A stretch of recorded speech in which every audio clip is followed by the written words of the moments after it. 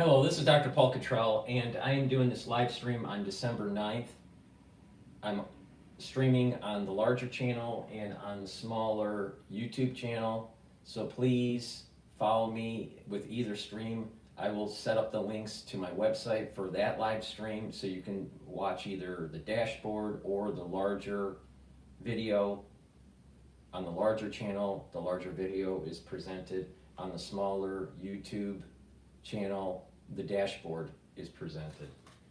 And with that dashboard, you get to see all the market telemetry. So let me just do, the market is already opened up. It's 9:45 in New York. Let me just do a recap of the market here. The S&P 500 is at 6,083. I have a target year end of anywhere from 5,800 to 6,000, maybe 6,100. It's looking very probable that it'll even close over 6,100 by year end. But, we'll see what happens because, something could happen internationally here. VIX is at 1349, very low, so low risk. So that's usually a sign that equities are going to go up. We have oil trading below $70 a barrel, so it's at 68.35. The oil was trading at about 67 plus, so it is a little bit, it's like $1 or so up compared to trading from Friday.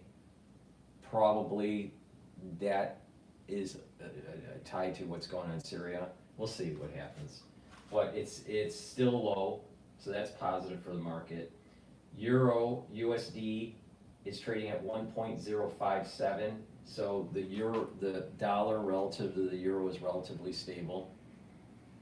No big change there. There's a little bit of an appreciation of the ETF for Bitcoin. BITO is what I look at. I look at BITO for longing, and for shorting I look at BITI. Right now, the short ETF BITI has appreciated about 40 cents a share. So Bitcoin is a little lower relative to Friday's close. But it is going up, so it looks like it's mean reverting. It looks like Bitcoin is mean reverting, and so it might actually go positive today. We'll see. USD yen is trading at 150.83, so the yen is weakening a little bit relative to the dollar, and the dollar is weakening or staying relatively comparative to the euro. So that's where we're at right now. And I've added another ticker on the watch list, which is the Nikkei index, and that's the Japanese index. I think that's something that we should be looking out for. And that traded last night at 39,605. 39,605. So up 90 from last night. Okay, so the ones that want to look at the telemetry, go to the smaller channel and you'll be able to see the telemetry in real time. Please help support my work by subscribing to all the channels. I have 4 channels on YouTube. I have Brighteon, Bitchute, and Rumble. I need your help, all right? Every time I post, YouTube bleeds me in terms of subscribers. If I stop posting, it doesn't happen. So I'm not going to stop. Why? Because that was the way I was born. But the thing is that I need your help. Please make sure you subscribe. All the channels. All the links are in the description of this video and all my videos. So please subscribe to all my videos, subscribe to all my channels, and also go to my store, the-studio-reykjavik.com. It's through you donating and purchasing the products and sharing the links and participating that allows me to build this out. If you don't want it, fine, it dies. That's capitalism. But if you support it, it thrives. So it's up to you. So please go to my store, the-studio-reykjavik.com. Help support my work. I have thousands of videos for free that talk about the economy, geopolitics, what's going on with international affairs and what's going on domestically, how to improve your health. Really important subjects that matter to you, all right? So help support my work by donating and by purchasing the products. You can donate on my website, the-studio-reykjavik.com. The link is in the description of this video and all my videos.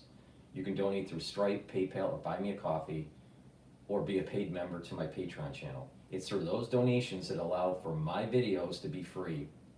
I have thousands of videos for free, all right? So, help support.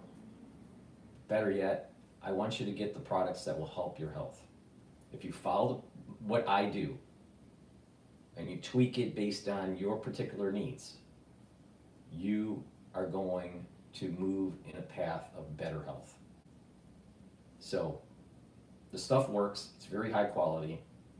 You gotta be consistent so you're having that compound interest accumulating for your health. But if you follow what I'm doing, you pay attention, you're gonna fare very well.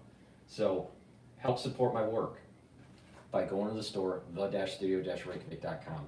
Before I go to the market news and what's going on in Syria, please go to my store and get the structural nano silver soaps. I have it in oatmeal, charcoal tea tree, and peppermint. Get a couple bars for your household. They're great as stocking stuffers or as a gift. They're high quality, right? So please go to my store, the-studio-reykjavik.com, and get the structural nano silver soaps. We're in the cold season, and I really want you to stock up on the drops, the structural nano silver drops. People during December and January are gonna start contracting, typical things they would get during the cold season. Cases are gonna be going up, all right? So you wanna mitigate it right away. How you mitigate that irritant, you'll get like a sore throat. There's kind of like two manifestations that I think is starting to emerge in this cold season. No sore throat and excessive drainage. The other is a sore throat that starts and then excessive drainage. You want to mitigate that, all right? So the moment you're not feeling well because of the drainage or because of just some strange irritation that you feel, people, once they get sick a little bit during the cold season, they get that kind of irritation. The moment you get that, or you're starting to get that drainage, start taking the structural nano silver drops and lozenges that I have on my store right away. Because what happens is it's neutralizing the irritant, and what's going to happen is the secretions are going to protect your mucosal lining. If you continually have drainage and have irritation and inflammation, then the chances of further infection is going to increase. You want to mitigate that. You want to bring that down. You want to maintain that mucosal lining in your oral pharynx. So go to my store, the-studio-reykjavik.com, and get the honey lemon structural nano silver drops. It's in a 100 count. You can get it also in cherry, and you can get it in blueberry. Get a couple bags for your household. Be prepared, all right? Your co-workers, your household, kids, schools, you're going to start seeing additional cases. Nothing to be alarmed about, but the thing is that even a mild cold takes 3 weeks to remodel your body. Mild cold takes 3 weeks to remodel, to clean it up, to repair, and then the tissues were pre-cold tissue. So if you have a mild cold for 1 week, 3 weeks to remodel. So it's best that you pay attention to me, get the structural nanosilver lozenges and drops, use them right when you start having that excessive drainage and that irritating feeling in your throat, all right? And you're gonna mitigate the problem. Please go to my store and get the structural nanosilver drops. All right, so what we're gonna do is we're gonna, let's drop into Bloomberg right now and listen to I think they're talking about the housing market. Over the last year, where we see the most weakness develop is in Southeast, in Texas and Florida in particular. Joining us, Selma Hepp. She is Chief Economist for CoreLogic. Again, 30-year fixed mortgage, 6.69%. That's, I mean, as someone was saying, by historical levels, that's normal. It's not a little bit. You're feeling better. Yeah, but I mean, it's just, I think people are now starting to get the realization, this is kind of it. It's where we are. This is the new normal here. If I'm lucky, I get a 5 handle, but this is kind of the new normal. If I want to move, now's the time. Or maybe, there's probably not going to get paid to wait anymore. There you go, yeah. And as you said, I think there were a lot of people who thought with that first cut, the 50 Yeah. basis point cut, things were going to really change. And I no, they did not. Yeah, the market's not, I mean, it's just not telling you. I mean, the market goes higher, but don't you scream to these bond market traders, hey, the Fed's cutting interest rates, what are you doing? Right, exactly. But I guess it doesn't work that way. That's why I was not in the bond market during my career. I'd sell you a bond, but I'm not going to invest in these things. I was an equity person. Looking at the markets here, a little bit of red on the screen, a little bit of green on the screen, not a lot of movement. Presumably, Tom Keene will be back. I'm here if you need me. All right, we'll see how the Gulfstream's working, if we can get him back here to friendlier climes. That's it for Bloomberg Surveillance. Bloomberg Intelligence coming up in just moments. This is Bloomberg. And if we're gonna listen to Cher, we might as well segue into a commercial, right? I do apologize for product placement, but the thing is that I sell a lot of products on the store, and a lot of people don't understand on how to stack. And that's the magic of supplements is stacking. If someone says, just take this supplement and it's gonna do everything for you, it's idiotic. It's stacking, all right? That's the magic of longevity and anti-aging and improving your immune system and your endocrine system, all right? So just, I honestly don't like plugging products. I don't like it, but it's something that I have to do to inform the public on how to use them. So I've partnered up with Rainbow Herbals and we've created these great deodorants.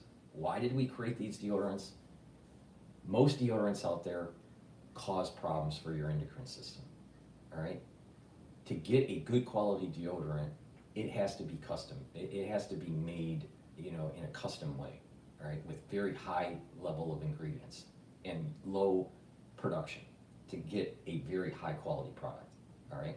So please go to my store, the-studio-reykjavik.com, and get the peppermint, lavender, and tea tree deodorant or the citrus deodorant. These are for males and females, and it's a dual purpose product. You use it as a deodorant every day. So you smell nice, right? And it also helps to detoxify your body slowly. So it's a win-win for you. It's a dual purpose, all right? It helps support the channel, and it also helps with your health. So please go to my store, the-studio-reykjavik.com. Get these great deodorants. They're made from essential oils from the Himalayas. The ingredients are from the Himalayas. All right, very high quality ingredients here. All right, you're not going to get a better deodorant. So go to my store, the-studio-reykjavik.com. Get these deodorants that help with your body. By detoxifying your body, you're improving your immune system. You're improving your endocrine system. You start taking that other stuff, it's a messing up with your endocrine system. So please go to my store, the-studio-reykjavik.com. Taking antioxidants it's a really important pillar for slowing down the aging process and improving longevity and vitality. I have a very potent antioxidant on my store. It's C60, all right? C60 is a 60 carbon molecule that's suspended in a lipid, an oil, all right? You need it suspended in an oil so you can absorb it, all right? MCT coconut oil is one choice of oil that you can use, or avocado, or extra virgin olive oil. You take a teaspoon a day, and what will happen is that those free radicals in your cells will get neutralized by the C60 molecule. This is very potent because the C60 molecule can neutralize hundreds of free radicals.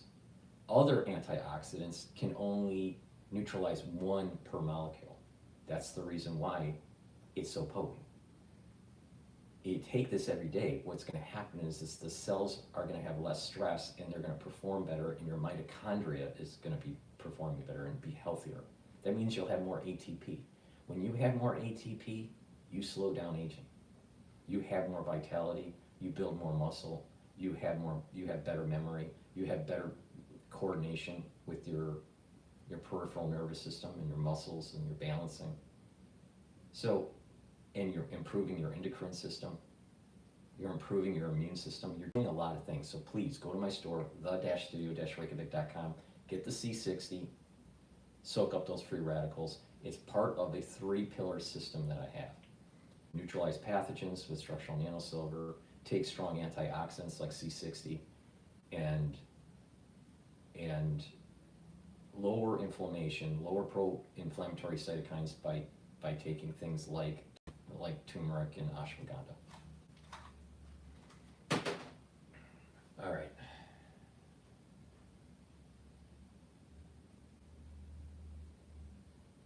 I'm wondering if we should go to, let's go to France 24 here. By a rebel alliance dominated by the Islamist group Hayat Tahrir al-Sham, joyful residents taking to the streets after the announcement of Assad's departure, while crowds have been touring the ousted leader's luxurious home. But as the implications of Assad's downfall begin to ripple across the region, Israel already carrying out airstrikes on what they describe as strategic weapon systems inside Syria, saying that ground troop operations on Syrian territory would be a limited temporary step. And this, as the Kremlin says, it's been Vladimir Putin's personal position to grant asylum to Assad and his family. Antonia Karagas gives us the latest.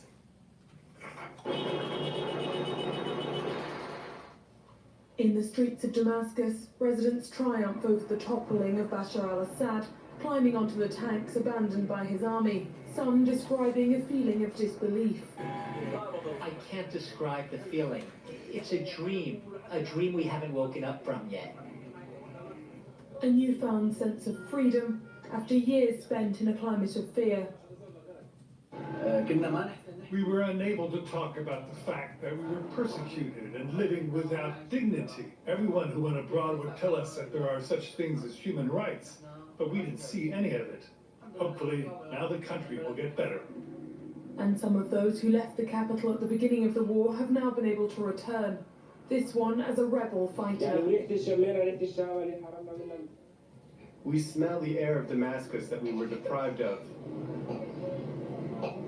We were deprived of it for 13 years. We returned, thank God, and things are fine. Hayat Tahrir al-Sham claimed the capital on Sunday after a 10-day-long lightning offensive that deposed the president. Residents celebrated the end of the Assad family's half-century-long dictatorship by looting the presidential palace, while this government immigration office went up in flames and this portrait of Bashar al-Assad's father torn down. The future is uncertain for Syria. What will life look like under the Islamist group Hayat Tahrir al-Sham? But Syrians worldwide describe relief and optimism. And joining me now from Damascus is France 24's James Andre, who reached the Syrian capital several hours ago. James, just give us a sense of what it's like there on the streets. Well, what it's like is that it's a big, it's a big celebration, really. With people who are extremely happy that indeed the Bashar al-Assad regime has come to an end. People tell us they're surprised that they have a job believing that this actually happened after all these years. This regime that felt so powerful, so mighty, that controlled every aspect of their lives, and indeed just fell very rapidly in just a few days. So yeah, we saw people on celebratory fire here in Damascus. People fire assault rifles in the air, and also a backdrop of some bombing. We had some loud explosions, probably airstrikes or artillery, difficult to tell, but in any case, it does appear, this is what we've been told, that the Israeli forces are bombing some weapon depots that belong to the Assad regime, but that has been difficult to confirm independently. Basically, people very, very happy here. We spoke to a few of them. A woman, for example, who told us that we asked her if she was worried, because of course with potential hardline Islamist party coming into force in the capital. She said that she was not worried, that she was much, much less worried than she was with the previous regime, including for women. Also, I spoke to a warlord, one of the rebel commanders, came down from Egypt, and he told us that basically, it had been very easy simply because the regime forces had not fought when they were descending onto the capital, and also telling me that, well, yes, but now they're tolerating telemetry fire because indeed, he said, you can't stop people from enjoying this moment and celebrating, but he said that they want to rein that in very rapidly. Other people have been immediately being told because of stray bullets. So indeed, scenes of joy and happiness in Damascus. And then on the way into the country and towards the capital, we saw some Syrian refugees coming home and people jumping out of cars, kissing the ground, and telling us that, of course, that it was extraordinary that they stopped believing they'd be able to return home and having been outside their own country for over 10 years. So obviously a lot of emotion here and a lot of happiness. And have people's reactions been like when clearly you as a member of the foreign media are asking them questions? Are they happy to see you there? Yes, well, everyone's been very happy, very friendly, very happy to speak to us.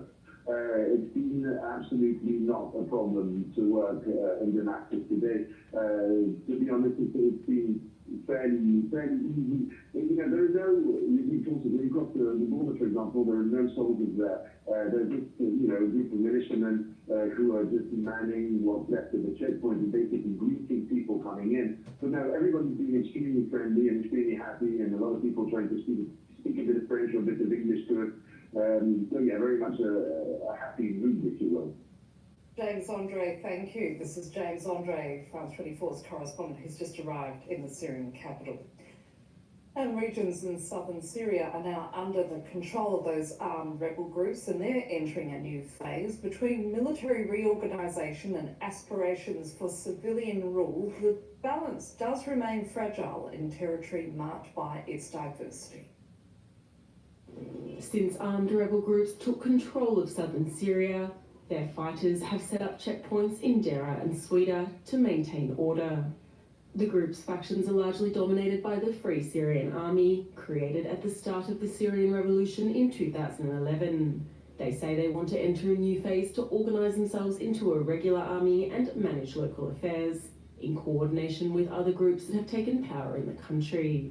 We announced the total capture of the Syrian rural territory along the border with the Syrian Golan. We reaffirm our commitment to preserve public and private property in the south, especially in Bitchute. Residents are calling for a quick transition to civilian rule and for equal treatment of all residents, regardless of their religion, whether Muslim or Christian. We congratulate our people in Syria for this huge victory. We got rid of the tyrannical regime's gang. This is a victory for us and for the martyrs who sacrificed themselves for our liberation. May God protect our prisoners and may they come back safe and sound.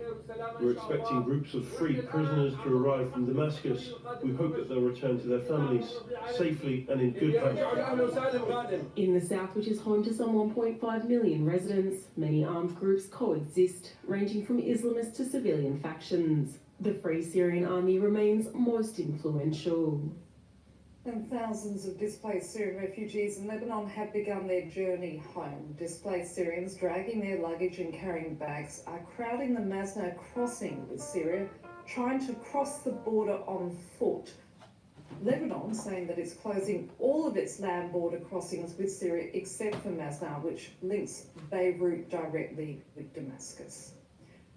And it comes as Turkey's top diplomat has called for an inclusive new government in... Let me just interrupt. I just set up X Spaces, so the ones that would like to do a call-in, because this is supposed to be interactive, where you can do a call-in through X Spaces, and you just raise your hand and I'll let you on and ask, you can ask a question or give me your opinion on certain things. This is supposed to be interactive. So, again, follow me on X. The link is in the description of this video. Follow my space. It's called Telemetry, episode 44, live call-in. And just raise your hand or request, to come on, and I'll let you talk, about what we're covering here, all right? It's about Syria. It's going to be about the markets, any breaking news, a little bit about politics and Trump. Maybe if you want to talk about, if you saw the reopening of Notre Dame, that was pretty cool, What were your feelings on that? This is supposed to be interactive, all right? And as it becomes more interactive, we're going to be able to do metadata and triangulate information as breaking news happens. But you have to get used to doing this. So please, go to Spaces, do a listen in if you want, watch me live. I've also set it up for my website, so you can watch the live stream on either the big channel or the small channel on my website directly. So there's lots of ways to listen. Spaces, call in on Spaces, watch on YouTube on 2 different feeds, watch on my website with 2 different feeds. Lots of interaction, so please participate. Foreign Minister Hakan Fidan saying that Ankara expects international actors, especially the UN, to support the establishment of an inclusive administration. Analysts say the situation in Syria representing an opportunity for regional influence for Turkey, and it certainly has skin in the game, housing more than 3 million Syrian refugees who fled the civil war. Camille Knight has more. Large crowds gather in Istanbul waving Syrian and Turkish flags. Syrian refugees have been celebrating the fall of Bashar al-Assad's regime, many hoping this will give them a chance to return to their homeland.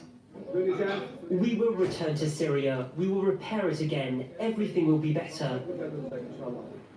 Turkey has been a main backer of opposition groups aiming to topple the regime since the outbreak of the civil war. For some time, Turkish President Recep Tayyip Erdogan had pressed Assad to discuss the diplomatic return of Syrian refugees, but to no avail. Assad's collapse now offers Erdogan a unique opportunity to achieve his goal. When we extended our hand to find a solution to the Syrian crisis, the Damascus regime never realized the value of the hand Turkey extended. Syria is the world's largest refugee crisis, and over 3 of the 14 million who were forced to flee since 2011 now live in Turkey, making up nearly 4% of the population. The European Commission has poured over 11 billion euros into helping Ankara host Syrians and discourage them from travelling to Europe. But tensions in Turkey have been mounting, with Turkish groups committing sometimes deadly xenophobic attacks against Syrians. As people in Turkey became increasingly in favour of Syrians returning to their homeland, it became top of the agenda in the country's 2023 election, Erdogan vowing to return 1 million refugees to safe zones in northern Syria. With the regime now toppled, Erdogan will be hoping to see Syrians return on their own accord. We will go back to our country once things calm down and stability and safety prevail. But we are so happy about this victory. The main rebel force, HTS, now presents Syria as a safe place to come back to, but there are concerns about the stability of the situation.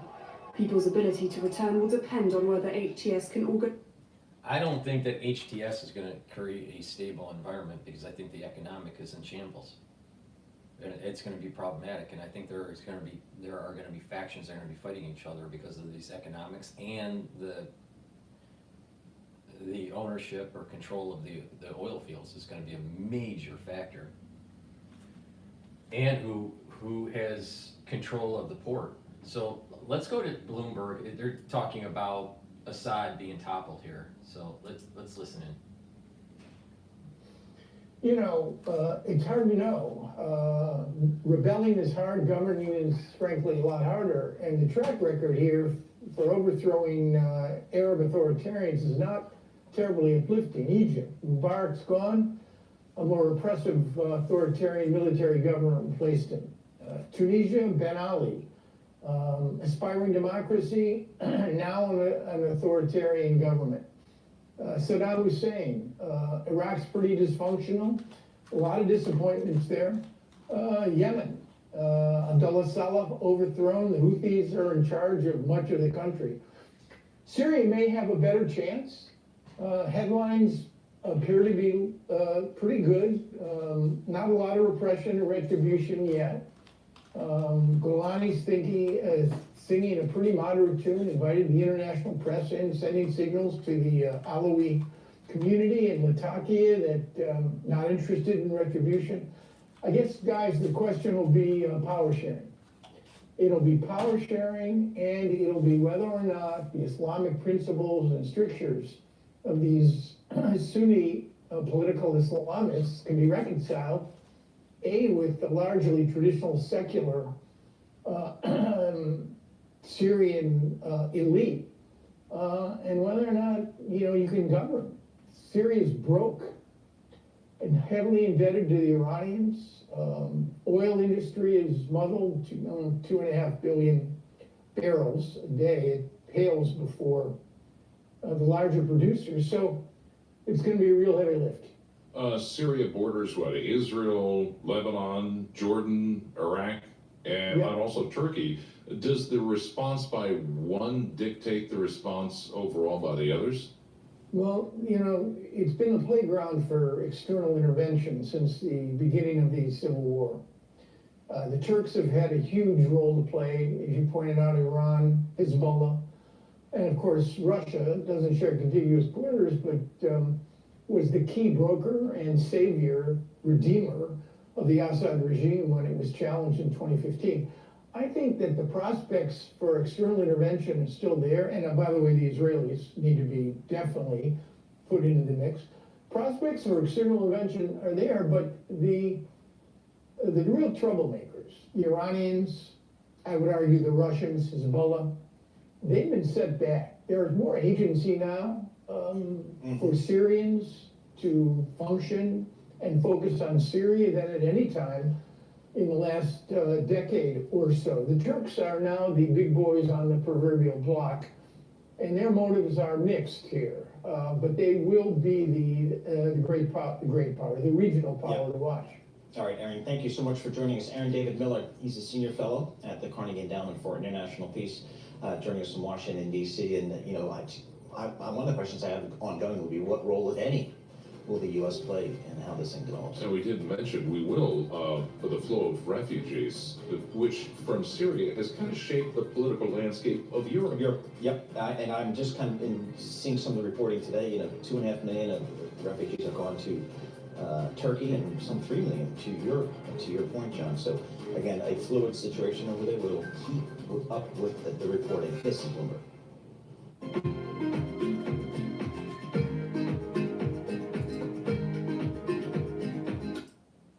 Let's go back to France 24 here. So Russia, not in full damage control mode right now. In fact, by taking in Assad on humanitarian grounds, you'd say that perhaps it is trying to snatch victory from the jaws of this defeat, trying to make it look like that they are doing the upstanding thing by giving sanctuary to someone that they supported through all these years and not just dropping him at the last minute.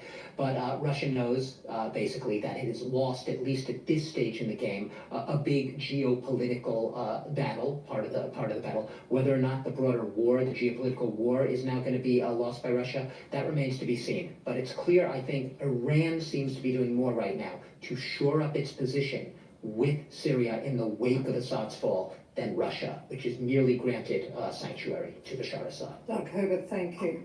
Now, another country watching events closely is its neighbour Israel, which has already carried out airstrikes on what they describe as strategic weapon systems inside Syria, saying that ground troop operations on Syrian territory were...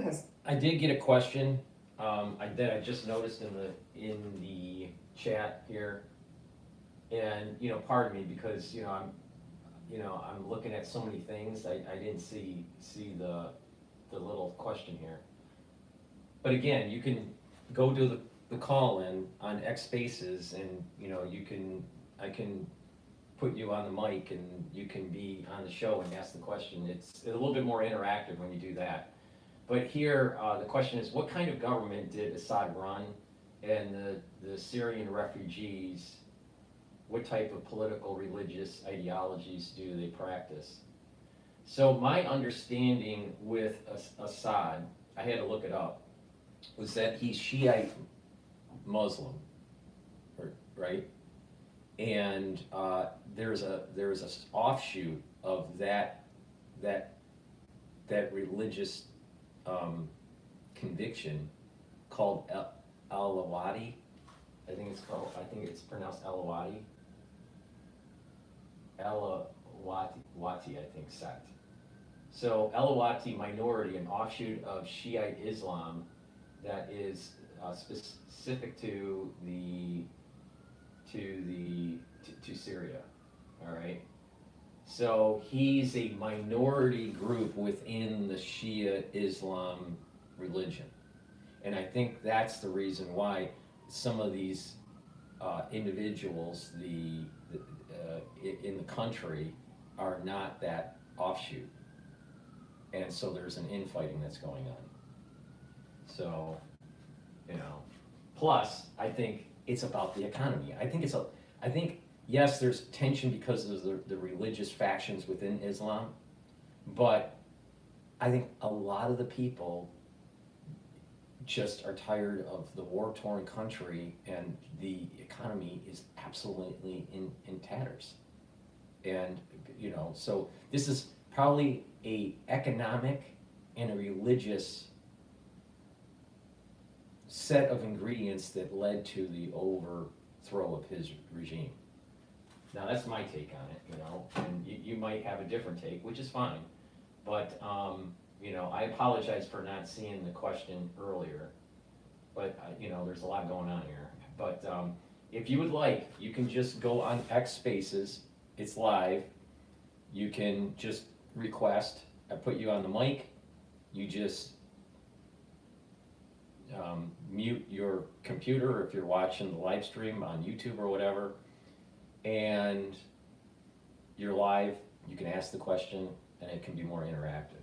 But thank you for the question. I appreciate it. All right, let's go back to what's going on with France 24. Looks like they're talking about seem to be much more eager now. Even Israel may be showing some signs of flexibility. Today, the Israeli Foreign Minister Gideon Sa'ar said that there could be a hostage deal in exchange for, he said, a ceasefire, but he did not say a permanent end to the war, which until now has always been an Israeli condition. No good. Tana Posky reporting there from Jerusalem. Thank you. To other news now. An amended lawsuit filed in an American federal court alleges that rap mogul Jay-Z raped a 13-year-old girl along with Sean Diddy Combs during a party in the year 2000. Jay-Z denying the allegations on social media and blasting the lawsuit, describing it as being part of a blackmail attempt by the plaintiff's lawyer. However, lawyers for Jay-Z have not...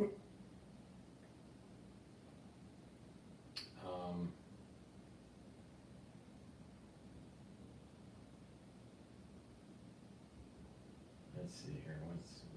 What's Fox News talking about here?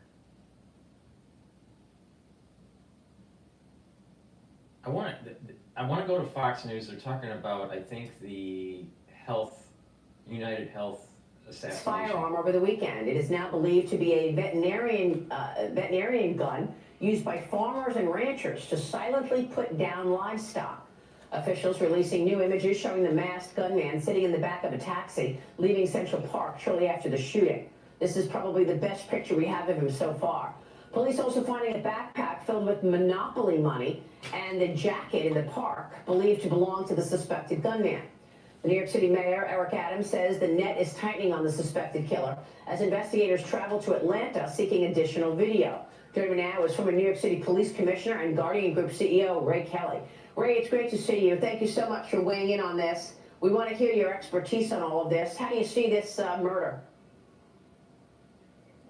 Well, it's so brazen. You know, it's right in front of a major hotel, right in front of cameras. So this individual planned this for quite a while, but he didn't factor in all the cameras that are in New York City. So I think the investigation is going well. It's tedious. It takes a lot of work to track somebody's efforts throughout New York City for 10 days. And I think the department did a great job. And they're pretty certain that this individual left the city. So the focus is going to shift. As you said, there are investigators who are in Atlanta. The FBI is assisting the NYPD. And these things take time. And it's understandable that it does take time. So, I mean, are you surprised that he left New York? I mean, the NYPD telling us on that day they think he left New York. How did we miss him? Oh, I think it was pretty easy to miss him.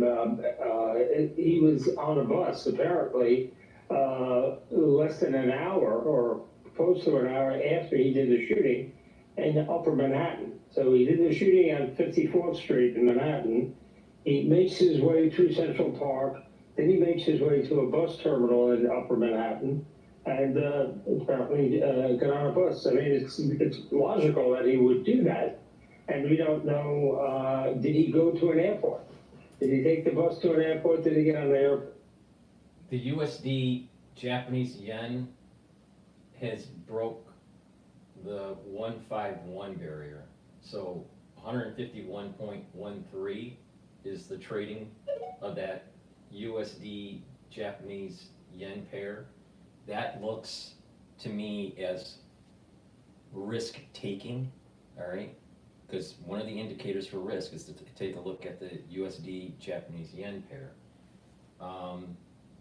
But equities is seeming to fall out of bed here. It's trading at 6,073 for the S&P 500. The Euro USD is stable. Nothing's really moving there. Oil is going up a little bit. It's trading a little higher. It's at 68.80. Bitcoin ETF long has started to drop. It's trading at 25.29. So the short ETF, BITI, is trading at 23.03. The short ETF for Bitcoin is up about 75 cents.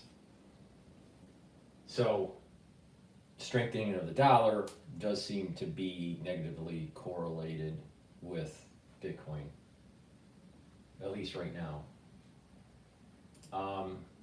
Okay, let's continue on with the CEO murder that took place in New York. So I think the circulation of his picture, I haven't seen anything like that in quite a while. It probably was in every newspaper in America, and probably every TV station put that picture up. So yeah. I think it's just a matter of time. And notice he changed his jacket. I think good work has been done so far. So, Ray, I mean, what are your thoughts on the evidence that we have seen or heard about? There were words written on the shell casings of the bullets: delay, depose, deny. This guy had a silencer on the gun. Initially, the media isn't focusing on maybe the right questions. Maybe they should focus on why was the guy shot, not who shot him. What things were going on with the CEO from UnitedHealth that would have led to this, or to prevent him from saying something later down the road.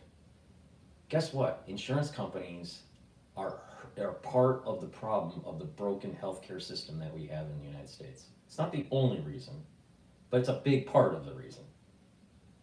This guy was making millions of dollars while there were many, many people that had denied coverage.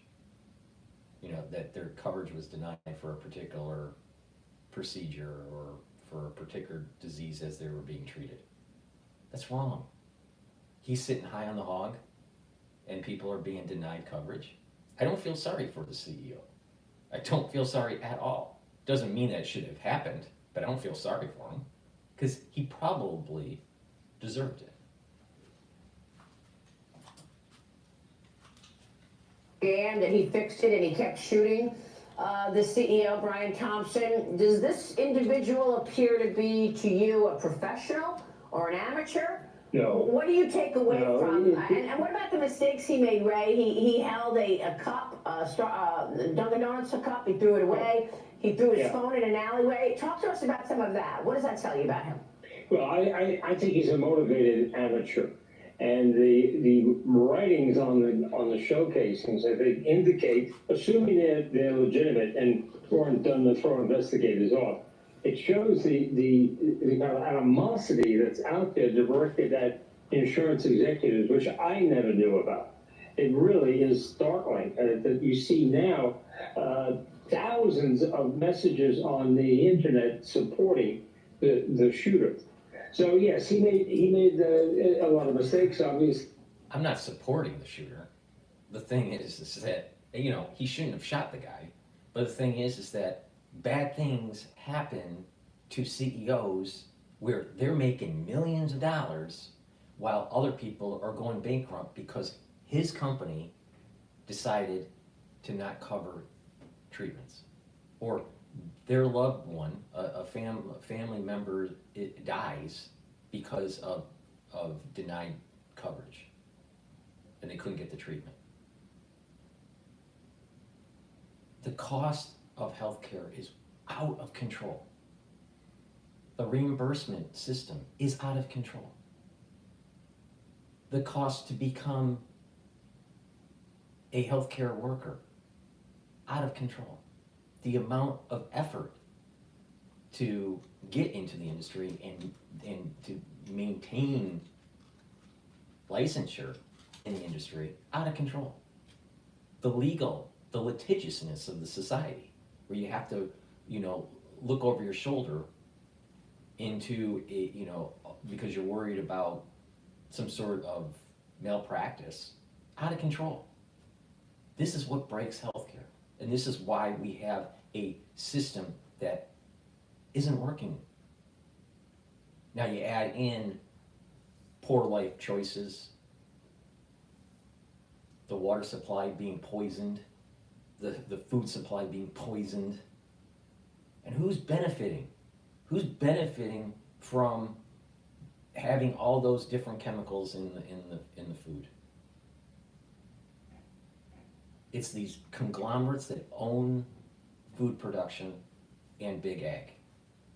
Why do they have these chemicals in it? To preserve the food, so it can have a longer shelf life. Well, if it has a longer shelf life, it probably doesn't metabolize very well in your body. And when it does break down, it's probably leaving chemicals that you really don't want. And then we wonder why there's so much endocrine disruption. So the healthcare system is broken. And this is what I'm trying to do, to try to inform people that you can take charge of your health by changing your lifestyle and doing things that are beneficial to different organ systems. If you really pay attention to what I do, you're going to get healthier. And it's a holistic approach. Because you don't want to be a doctor, a physician that is caring for you because of, let's say, heart disease. They don't really care. All they care about is you're being a patient number that leads to a billable code so they get paid. That's all they care about. They don't care about you. It's very rare, and chances are they're really green as a physician, and once they wake up to the way the system is, they stop caring. And this is why there's so many people that stop practicing medicine or stop being a nurse, because the system sucks. So pay attention to what I have to say. It's about proper diet, proper exercise, do some resistance training regularly, do some cardio regularly. You don't have to be a triathlete, right? But you have to do about 30 minutes of exercise, do some balancing, do some stretching, really important, especially when you get older, because you want to activate that cerebellum. When you're activating that cerebellum, you're reducing the chances of Parkinson's. You're reducing the chances of having the problems of gait issues when you get older. You ever look at a older astronaut, like they're in their 70s or 80s? They are much fitter. Now, why is that? Pay attention to what people that are older that don't have gait problems. So it's about balancing exercises. It's about stretching exercises. It's about light resistance training. You don't have to be Arnold Schwarzenegger. All right? But you need to do some resistance training on all your muscle systems. That's your legs, your arms, your core, your torso, your back, your neck, your shoulders. When you do that, you're improving your skeletal muscular system. And when you're activating those muscles, not only are you building muscle, you're strengthening your bones. And not only that, you have nerves in your peripheral nervous system that are being activated. So you're strengthening your peripheral nervous system. And you're strengthening the afferent and the efferent nerve circuit from your brain to your muscle and back. And by doing that, on a regular basis, you're slowing down the aging process. When you stop doing that, your peripheral nerve starts to atrophy, your muscle starts to atrophy, you start to lose bone mass, and then all of a sudden, you're a 75-year-old lady, you fall, you break your hip, 3 weeks later, you're dead.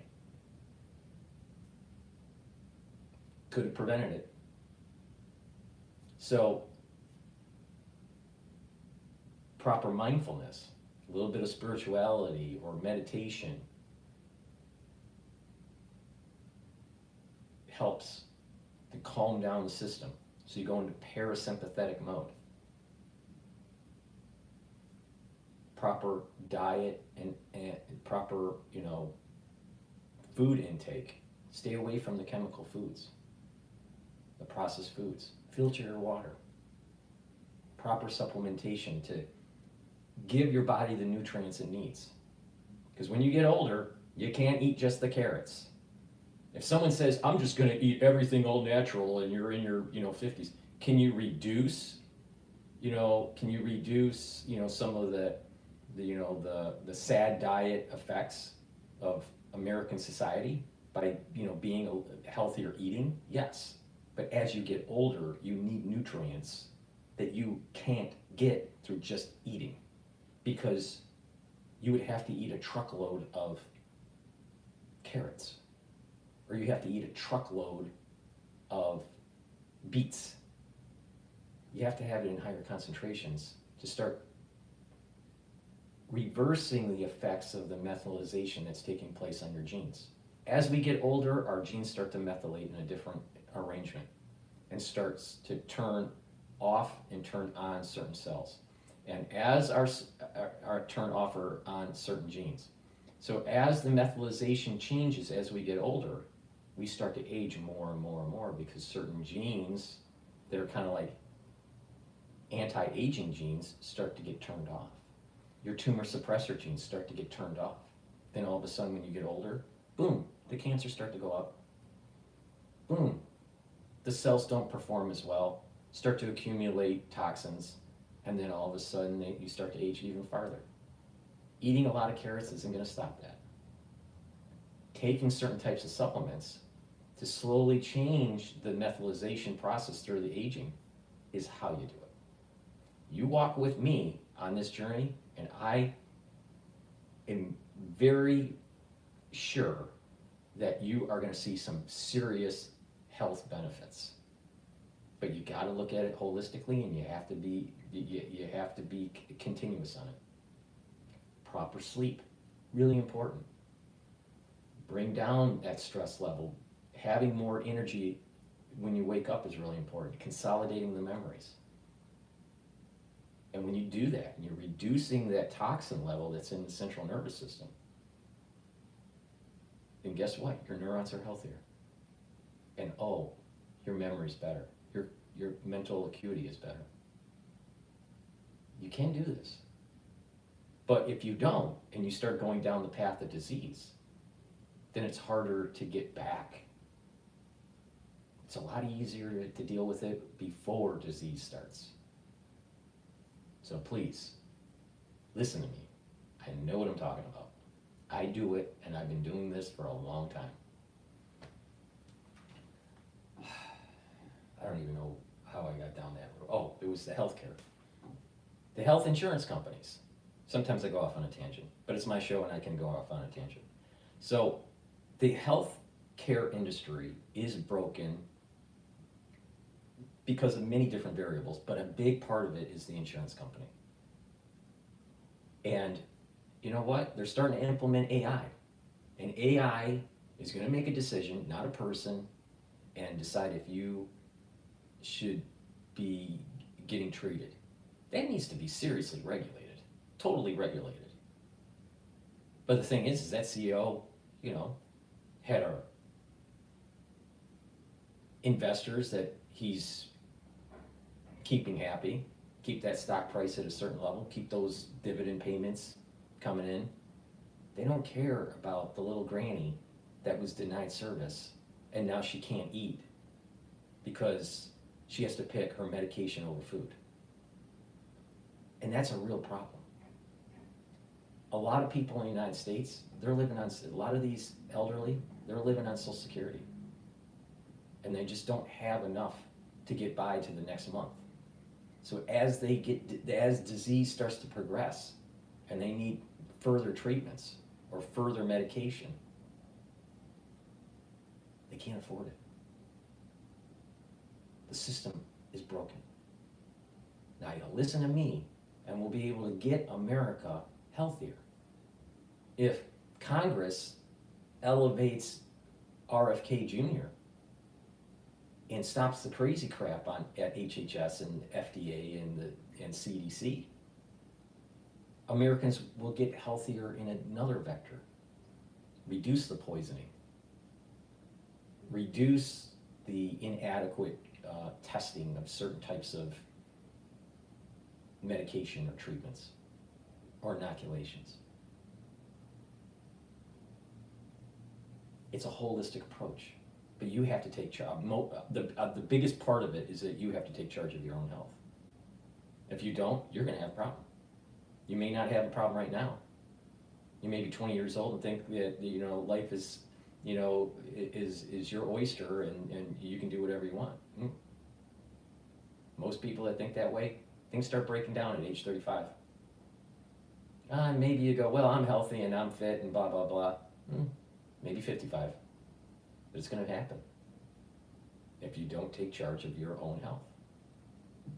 And we need people in government that restructure HHS, restructure the CDC and the FDA in such a way where they're beholden to the American public and that their outcome is measured. And that outcome is the health of the citizenry.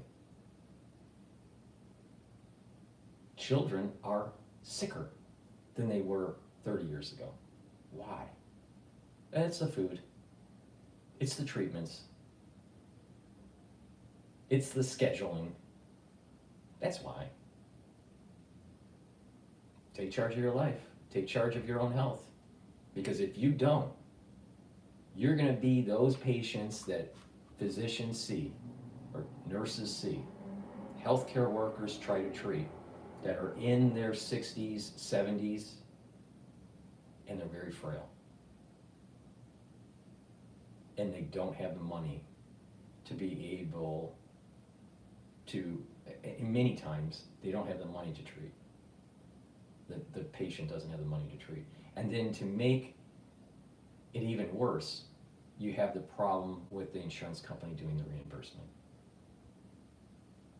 And because there's such a large percentage of the population that it falls into this category, that's why we have Medicare and Medicaid. So to really solve the cost of healthcare, if you do this holistic approach, you won't need the traditional allopathic healthcare. Now, for most people. Now, of course, there's going to be certain situations where you're going to still need allopathic. But you're reducing the probability of needing it, or reducing the amount that you will need in your geriatric years. You can learn from people that are anti-agers, all right? And you can learn, the ones that are in their geriatric years and the ones that are in midlife. Anti-agers and longevity individuals and how they live their life, what they do. And you can see the trajectory that for them in their geriatric years versus someone that didn't. And you look at the geriatric years of these patients that are very sick. It is very hard on the soul of a healthcare worker to see this on a continuous basis. And it's going to get worse in the United States because of the graying of the society, the whitening of the hair of the society, because of we're moving into a population that's going to be very old, it's going to be elderly, and that we're going to have a society that's going to have to deal with some of those problems, those geriatric year problems. Now, people that have tried to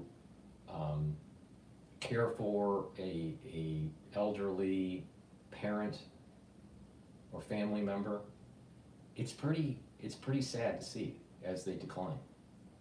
It's pretty sad to see, especially when it comes to neurological. And it wears on the soul. Now that's at the family level.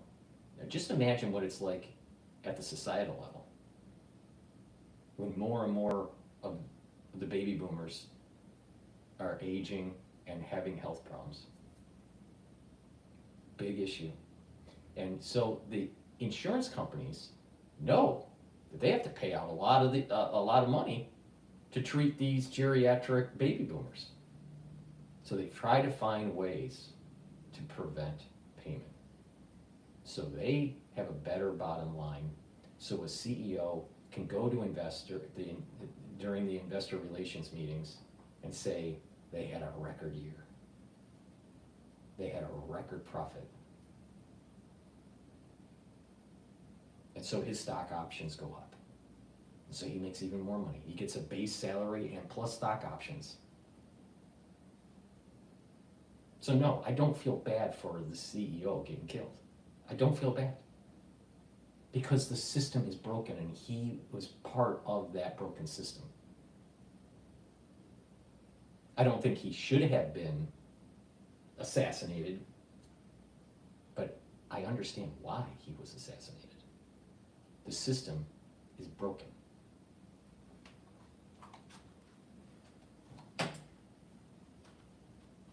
This is one of them, the picture where he smiles at the desk clerk, and that is a pretty good picture. Yeah. Facial recognition is very, very effective these days. Some police departments don't use it unless they're looking at people who have already been arrested. So it's limited, sort of self-imposed limitations, but facial recognition is effective. This is also an element of the Biopatriot Act that I was talking about, where you have a build-out of surveillance technologies, where they're watching you 24/7, on video cameras, on your cell phone, tracking you. And you build out this footprint that big brother and little sister are watching you. And so what happens is that you are slowly losing autonomy. You're slowly becoming a slave. You're slowly living in Egypt. The whole world is slowly becoming a slave to the system. The moment you ask, "Mister, can I have some more food?"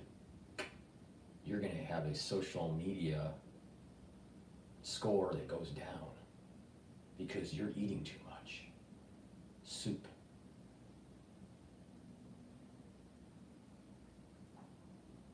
Or if you say, "You know what? We don't want the tyranny of the government," you'll have a government official that shuts you off from banking because everything's digital now. That's the world we're in. Not that we're going to, that's the world we're in.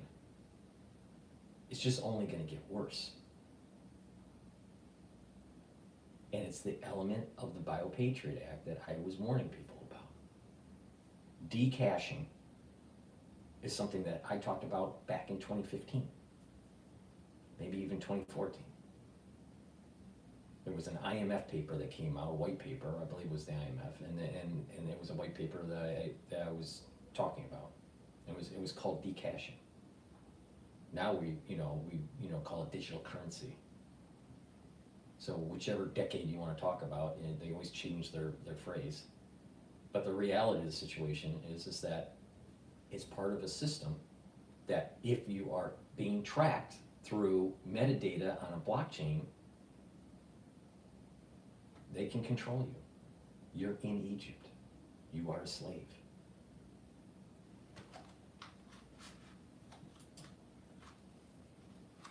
And I would hope that it's being used in this case. Ray, you think they'll get this guy? Mm-hmm. Oh, yes. Oh, yes. I think so. Just a matter of time, and I think fairly soon. Okay, let me move on to immigration, Ray. New York City Mayor Eric Adams is going to be meeting with incoming Trump border czar Tom Homan this week. Here's what Tom Homan told me yesterday about this meeting. Watch.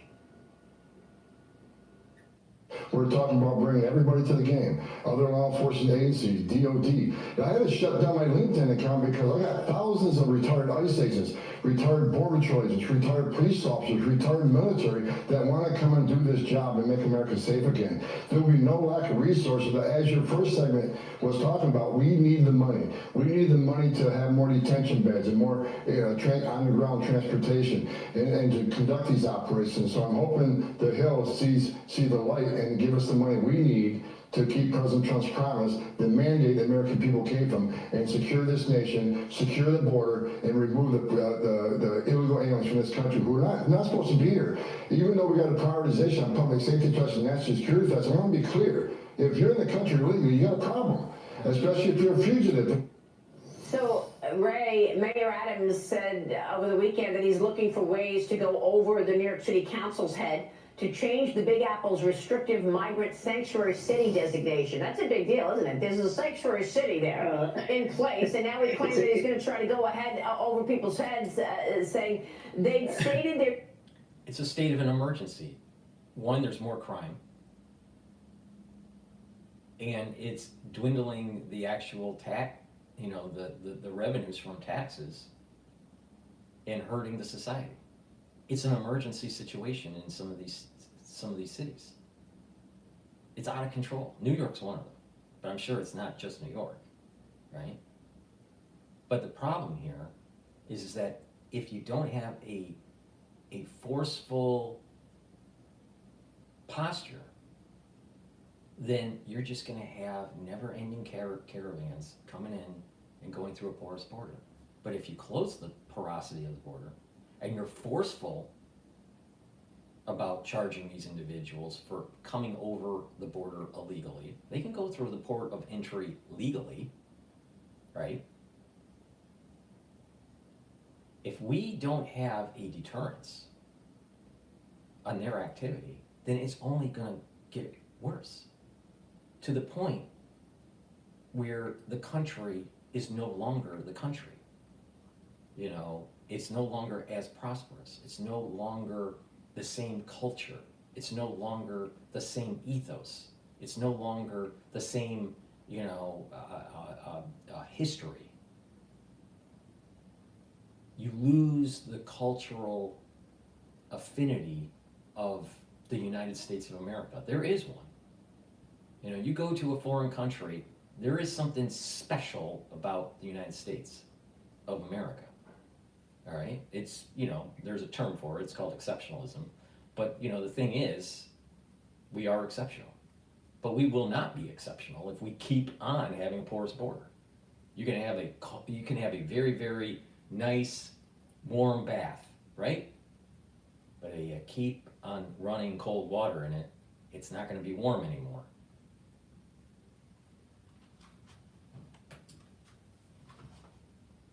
Willing to change the sanctuary city law. I think they're wrong. I have my teams looking at my powers as executive orders, Ray. This meeting between Mayor Adams and Tom Homan is happening this Thursday. Your reaction?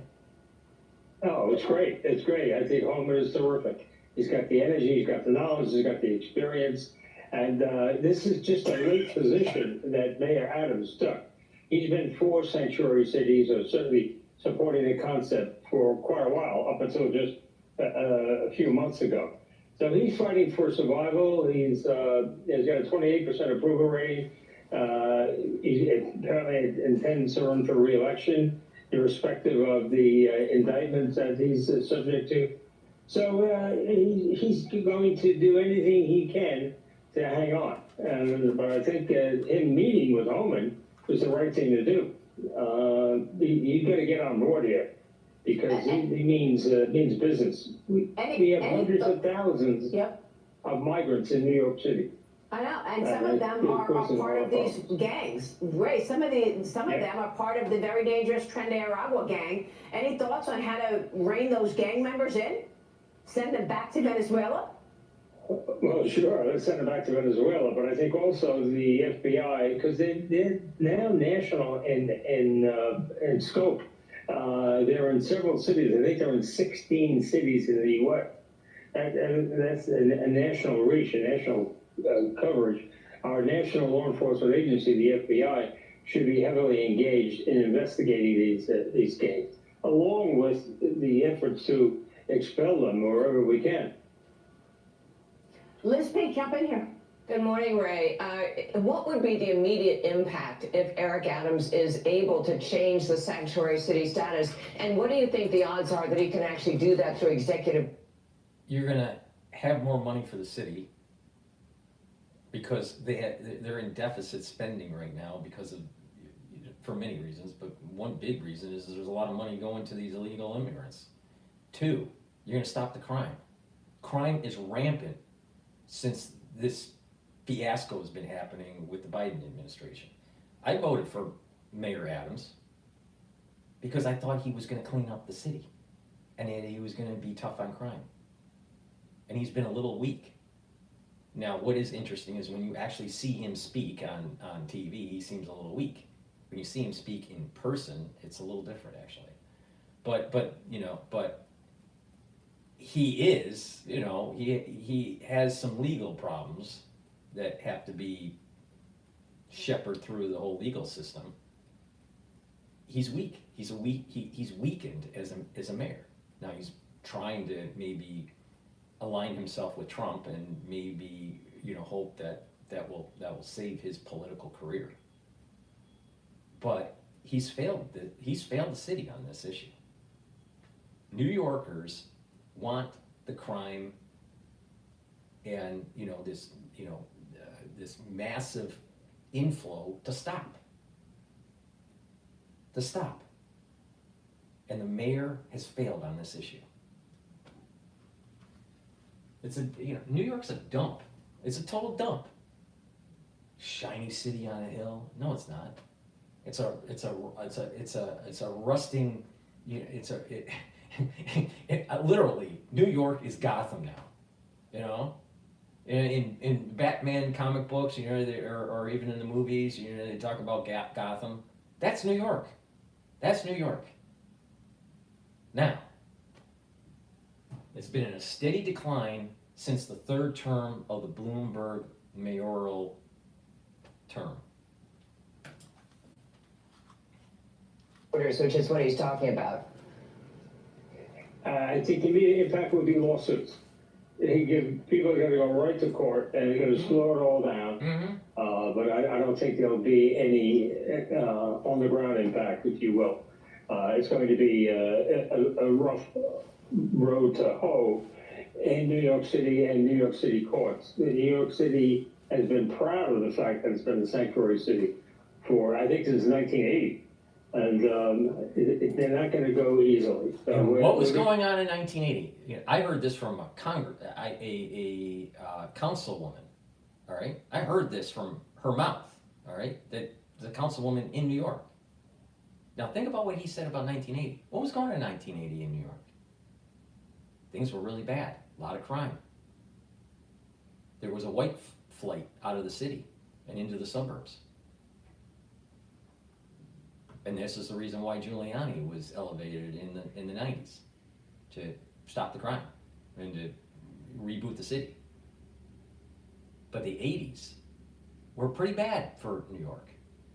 And it was questionable that if the city was going to reinvent itself. But it did, because of Giuliani. Because he was tough on crime. But what was going on? Why did they want the sanctuary cities in the 1980s? As the white flight was moving out of the city, they were losing funds for their Department of Education. They were losing tax revenue.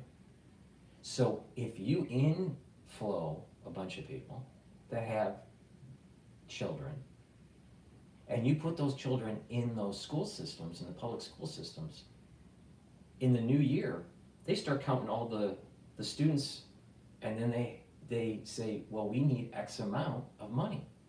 We have more students in the school.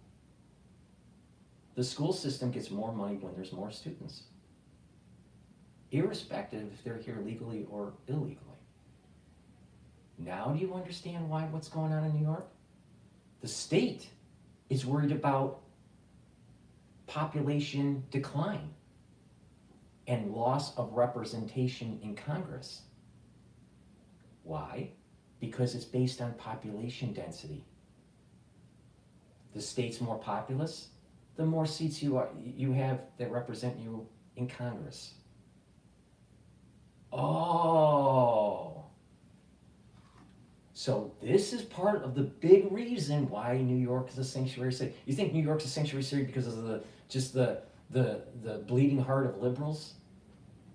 No, it's about money. It's about money, and it's about power in Congress. And then because we have this litigious society, just slowing down the system and just creating more bureaucracy so you can't fix the system. Sound really familiar? Does that sound familiar? It sounds familiar to what is going on in healthcare. Insurance companies deny, and then what do? They use their legal team to just kind of push it off until Granny dies.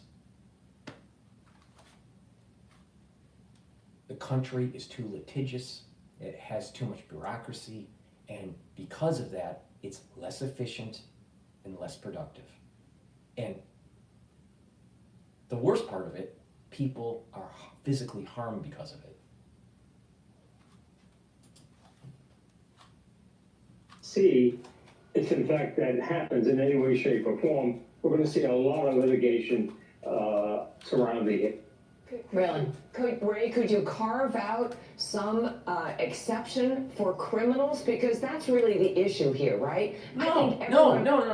The issue isn't just the criminal activity that's going on with the illegal immigrants and these gangs that are controlling these different sectors that are housed in these hotels. Half of the people that are selling crap on the street that you purchase, that's stolen, that's illegal immigrants trying to make a buck because they got some sort of handler forcing them to do it. So if you're, female out there and you're trying to, get a Gucci fake bag on the street, you're participating in a major problem.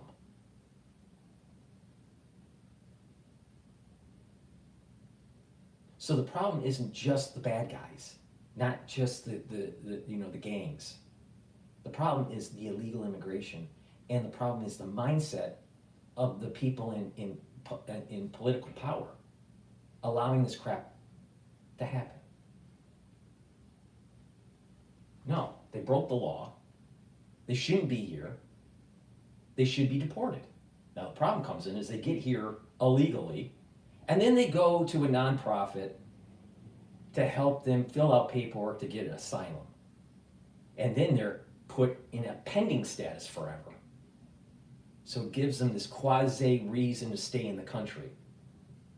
A little bit of political cover. But the nonprofit loves it because it gets federal or state funds for their help.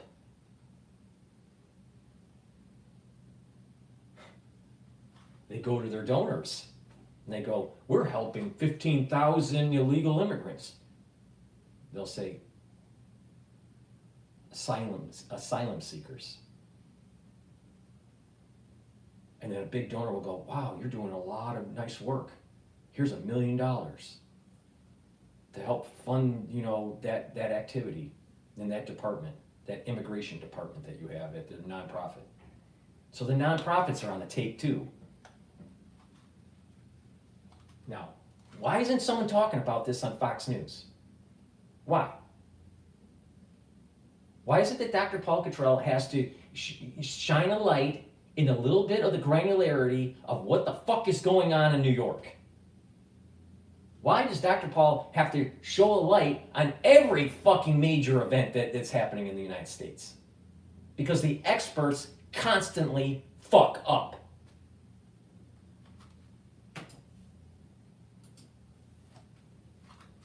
America is saying, wait a minute, we have these violent gang members, etc. Why are we taking care of them? Is it possible to create some sort of loophole for getting rid of those people? Possibly, yeah. This is probably a pretty complex area of the law. It involves federal law, obviously it involves New York state law. So it's not going to be easy. It just sounds like it's easy, but it won't be. We never should have embraced this 40 years ago. But right, exactly. Should have never embraced it 40 years ago because they didn't care about the problems that it would set in motion at the city level, at the state level, or even at the country level. All they cared about was get a little bit of extra money for the education department. Maintain that power for congressional seats. We can't lose that power. It's a blue state. It's a blue state. We can't lose that power. See? See what's going on? And I have not found anyone that articulated it like how I did. That gets to the root cause of what the fuck is going on in New York. Please go to my store, the-studio-reykjavik.com, because where else are you going to get such wisdom and pontification? Get the collagen peptide supplement that I have. This is a powder. It has a big scoop in it. You take a scoop a day.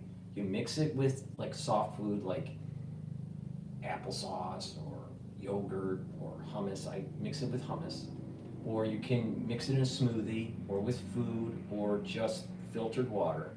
But you take it every day, all right? And what the collagen does is it helps with your skin. It helps with your bones. It helps with your joints. It helps with your cartilage. It helps with your hair and your nails. Lots of benefits with taking collagen, all right? It has a very impressive amino acid profile. I don't have time to read it. So go to the store, my store, the-studio-reykjavik.com. Help support my work, because it's through you donating, through purchasing the products, subscribing, sharing the links, being interactive with this system that I'm trying to build out. We're going to be able to make America healthier. All right? If people follow what I'm doing, you'd probably reduce healthcare costs by about 25%. Really simple. But, you know, the problem is that the organizational inertia of the society has bought into a sick model for healthcare, and has bought into eating crap from big pharma, or taking stuff from big pharma and eating stuff from big ag, and these conglomerates that own the food supply, that own all the ingredients and the products, like General Mills. These are the companies that are making you sick. Big pharma, big ag, and the conglomerates that own the food supply. Go to my store, the-studio-reykjavik.com, get the collagen, improve your skin, improve your bones, improve your joints. Should be taking this. You don't want to be granny at 75 years old and you fall and 3 weeks later you're dead. Because guess what? It happens a lot. Go to my store and take a look at this great new product that I have. It's the heirloom barley. Heirloom barley. You take a few scoops of this, put it into your food, right? You can take it also with the collagen, and you mix it with your food, or mix it with just filtered water. Filtered water is really important to take. Don't take tap water. I don't care where you live. Don't take tap water. All right, filter it. Really important. And you know, take the heirloom barley. The heirloom barley will help to detoxify your body. It also brings down inflammation, and it has superoxide dismutase. It's an antioxidant. Have you been paying attention to my shows? It's a lot about antioxidants. So please go to my store. This is a very high quality heirloom barley. This is like a meal. So if you want to save a little bit of money, right? And get healthy and detoxify your body, take this every day. Mix it with yogurt or with hummus, or make a smoothie. Get healthy. And your energy levels are going to go up. Get the heirloom barley, detoxify your body. I also have a different version of barley, which is called gladiator barley. Now this is a little bit more for the one that wants to improve your strength, build up more strength. It's a little bit more of a skeletal muscle protocol. All right. It also brings down inflammation, and it also has superoxide dismutase. So what that is, it's an antioxidant. So you're bringing down inflammation, you're soaking up those free radicals, and you're building muscle. This would really be good if you take this with myotrol and the collagen. And what will happen is that your skeletal muscle structure will get better. A lot of people that are older, why do they start shrinking? And why do they start leaning? A big part of it is that they didn't take care of their bones, and they didn't take care of their muscles. You start to strengthen your back muscles and improve your core, your back will naturally start to move back into a more youthful position. You start stretching. Just lean down and try to touch your toes and count to 30. Do that once a day. Just once a day. And you're going to improve your back. Once a day.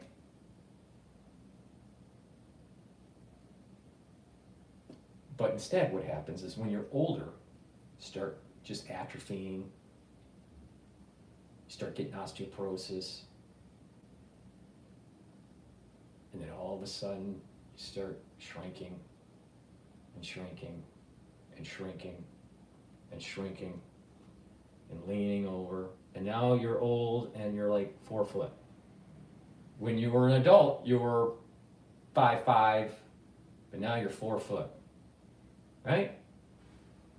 And, you know, you fall, you break your hip, 3 weeks later you're dead. I'm not speaking in hyperbole. This is what is happening with a lot of the geriatrics out there. A lot. So if you want to strengthen your bones and your back and improve your posture, do some weights. But don't just focus on your front, which is what most guys do. They only focus on their front muscles. You need to focus on your back muscles. And not just that, you need to lean over and try to touch your toes, count to 30. You're stretching out your legs, but you're also stretching out your back. And then you do a reverse, where you put your hands up and you lean back as much as you can, count to 20. And what will happen? You do that once a day. Forward, 30, 20, you know, and back, and do some, you know, just simple back muscle exercises to build up some back muscles. And in 1 year, you probably will gain 1/4 of an inch in height. And you're gonna have better posture. In 1 year. If you think I'm wrong, try it. Try it. Please go to my store, the-studio-reykjavik.com. Gladiator Barley, help to strengthen your muscles, bring down inflammation, and soak up those free radicals because it has superoxide dismutase. Some great products, great products. And again, because it's a high density barley, it's high quality barley, it's like a meal. Boomer Boost, another powder that you mix in a smoothie or soft foods or whatever. Again, I put it in hummus. All right, there seems to be a theme. I like hummus, but the thing is that this Boomer Boost has 68 nutrients that are really important that you should be taking every day. And what will happen is that you're going to have more energy and you're going to have more vitality.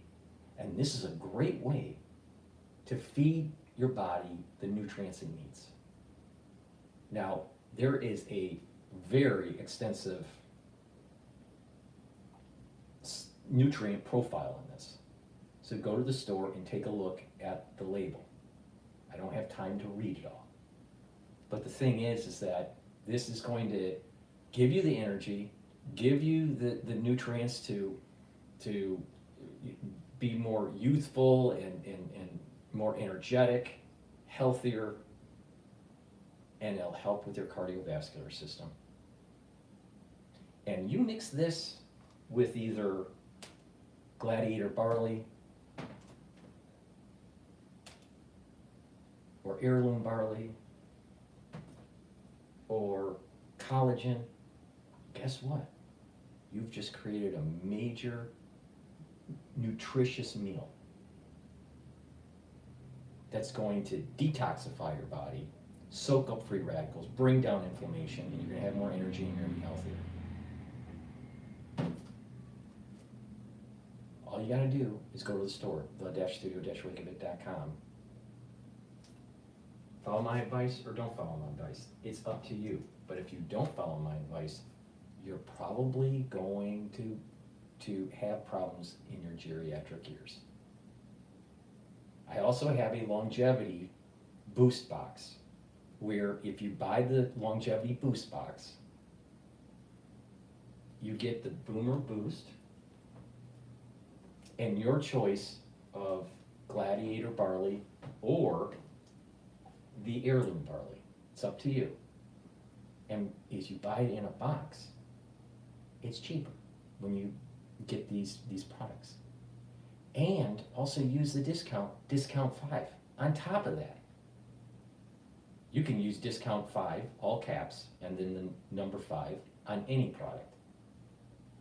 But if you buy a longevity box or anti-aging box, they're discounted. So it's cheaper for you. And it gives you everything you need to know to move in the journey towards better health. Anti-aging, longevity, more vitality, improving your systems like your endocrine system and your immune system, and your gut health.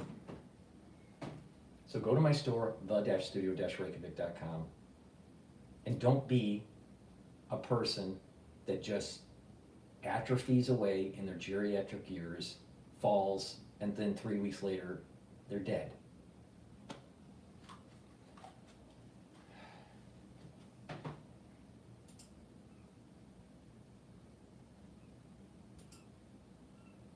All right, what's going on here? All right, I want to play Times Radio. I like Times Radio, actually. This is talking about the downfall of Assad due to a broken Hezbollah and weakened Russia.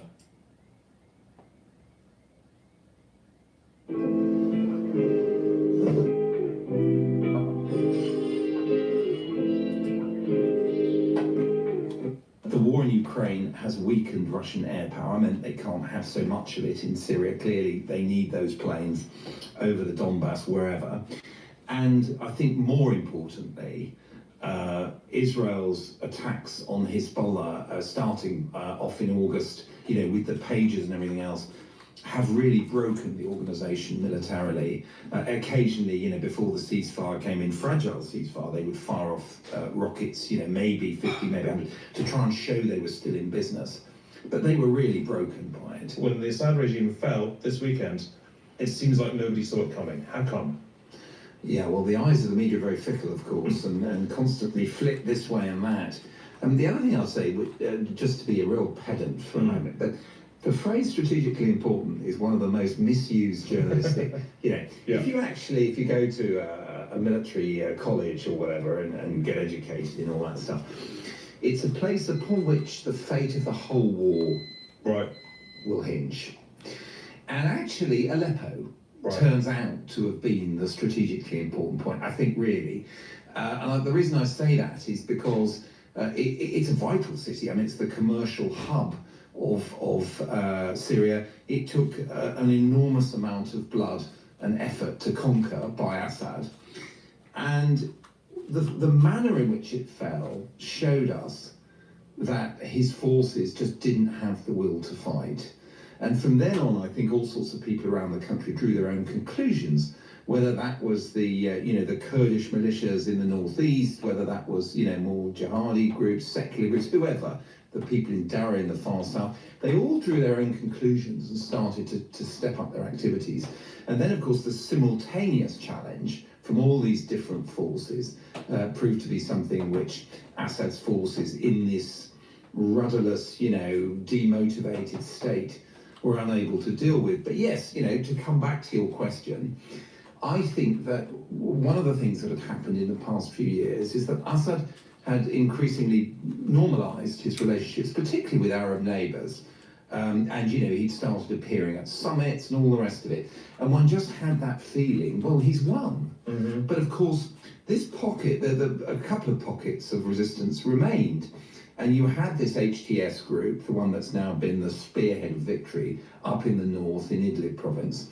And you had the Syrian Democratic Forces, which is Kurdish-led, but includes various groups in the northeast. And that's where the Americans have actually still got troops from that period when you were writing your leaders. So the fact was the country was not completely conquered.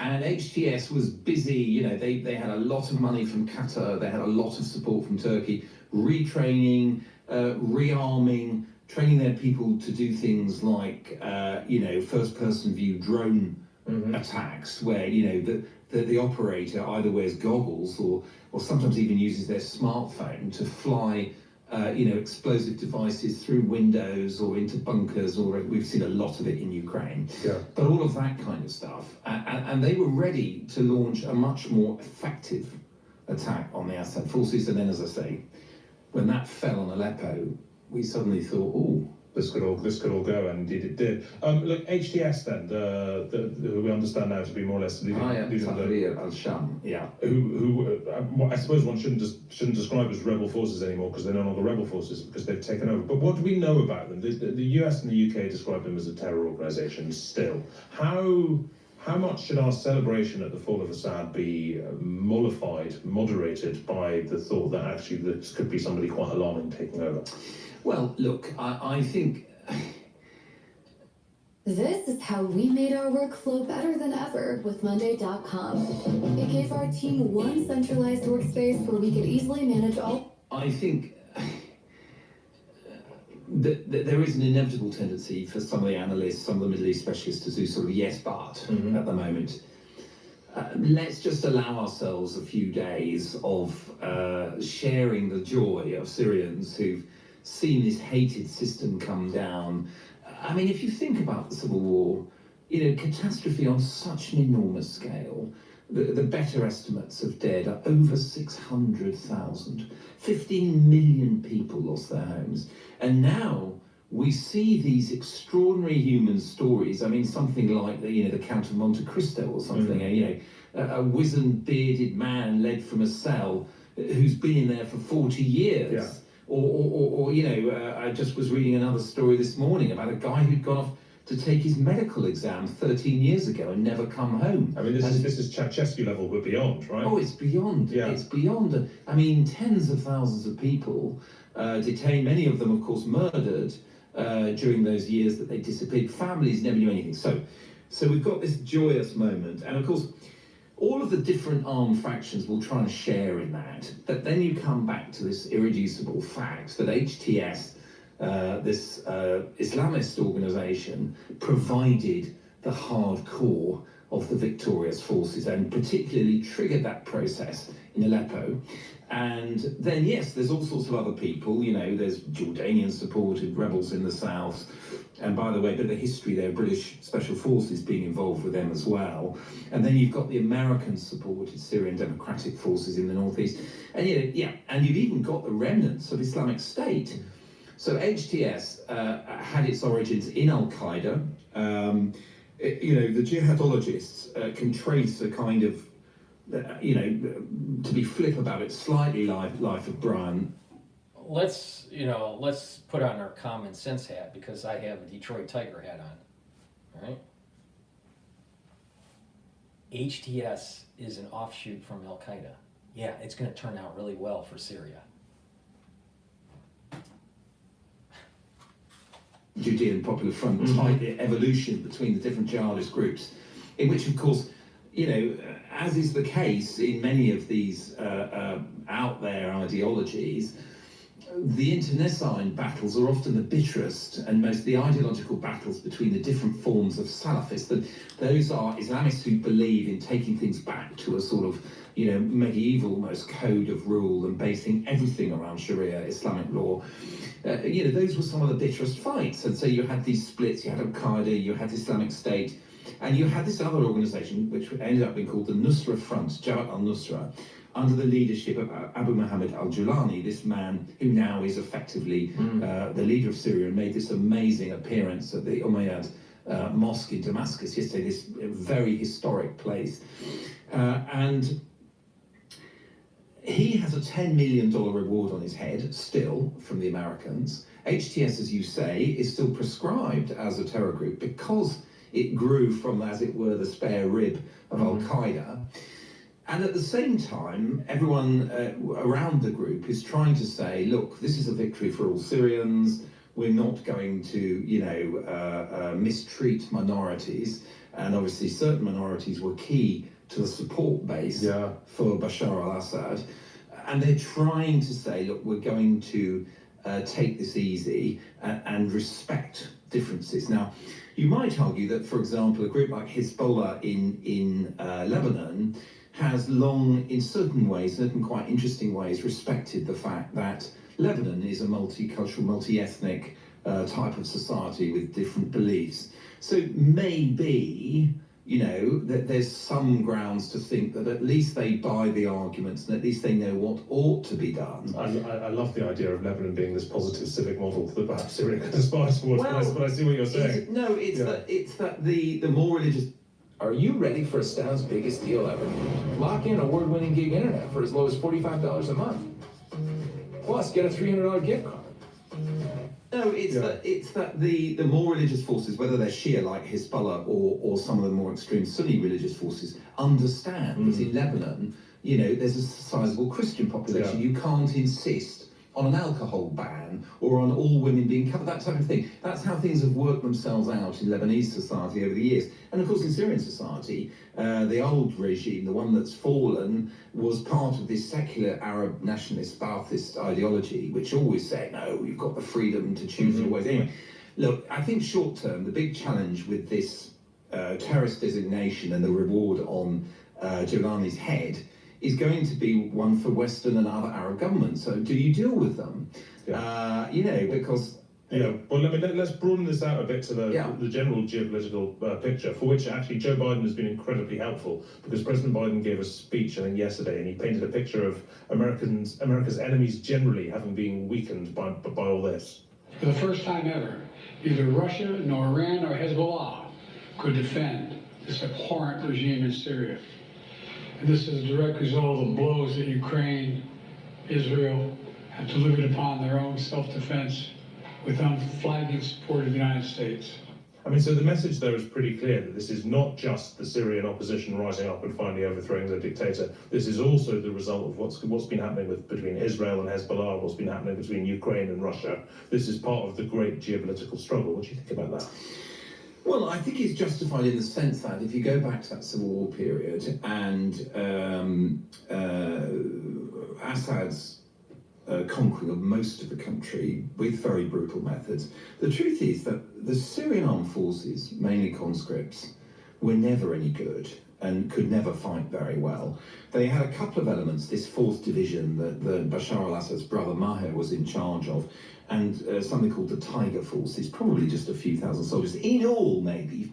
Breaking news here, China is cutting off drone supplies critical to Ukraine war. 15 or 20,000 soldiers who were really prepared to fight for the regime. So in retaking those places, the Assad regime found that the best shock troops were Hezbollah, were guys who'd come over from Lebanon. At times they had 5,000 Hezbollah soldiers there, and they would be given these assault missions of taking particular villages or suburbs of places like Homs, Aleppo. And they were backed up by Russian air power. So in effect, Assad relied on assault troops from the Iranian-backed axis of resistance, so-called, mainly Hezbollah, but also from other places too, from Iraq, from Afghanistan, all brought there by the Iranians, backed by Russian air power. So going back to the Biden remarks, well, yes, the war in Ukraine has weakened Russian air power. I mean, they can't have so much of it in Syria. Clearly, they need those planes over the Donbass, wherever. And I think more importantly, Israel's attacks on Hezbollah, starting off in August, with the pages and everything else, have really broken the organization militarily. Occasionally, before the ceasefire came in, fragile ceasefire, they would fire off rockets, maybe 50, maybe 100, to try and show they were still in business. But they were really broken by it. Thousands of dead, casualties 2 or 3 times that. A lot of their missile arsenal lost, a lot of their key leadership taken out, those people who were experienced in fighting for those Syrian communities.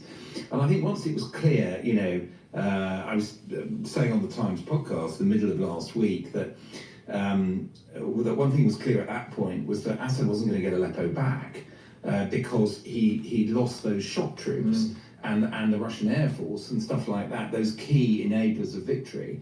So to that extent, I think Biden is right. And I think that, the events triggered by the humbling of Hezbollah are key to what happened in Syria. Giuliani has even said so, I believe. I think he's even said something along the lines of the Israelis did us a solid, you know. So I have to be aware of that. He's said something like that about the future relationship between the new Syria and Israel. And, you know, I'm not sure we finished yet with the aftershocks of that. Finally, Mark, and as ever, I wish we had much longer, but where does this leave Iran, particularly?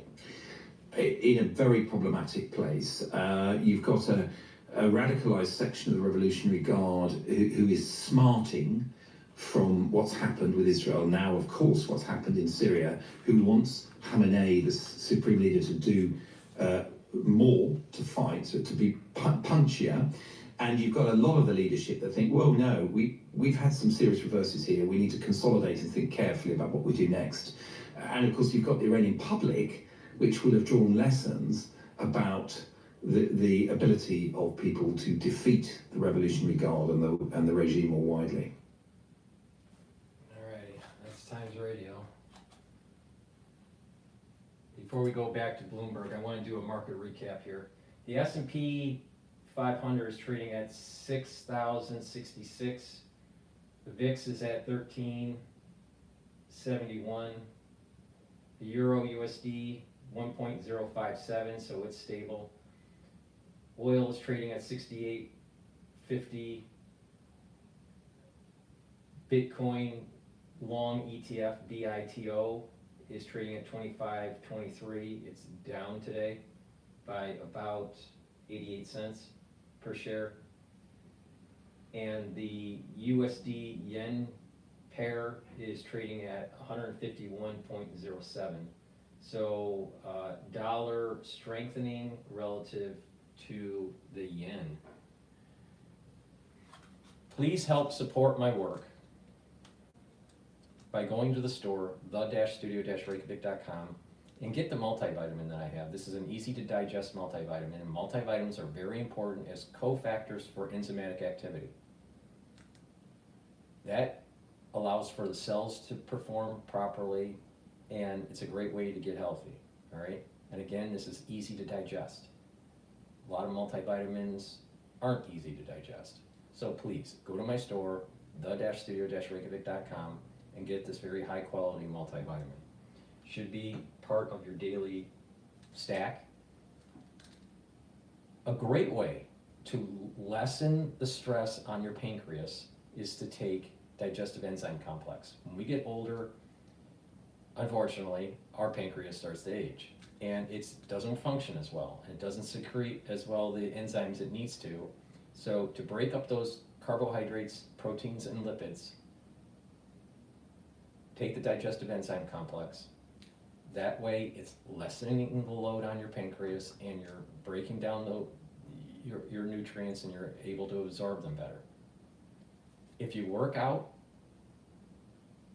this is a great way to refuel your body, to help with breaking up the nutrients to fuel your workout and to quicken your recovery.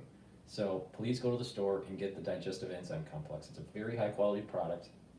And again, if you listen to me, your systems are going to perform better.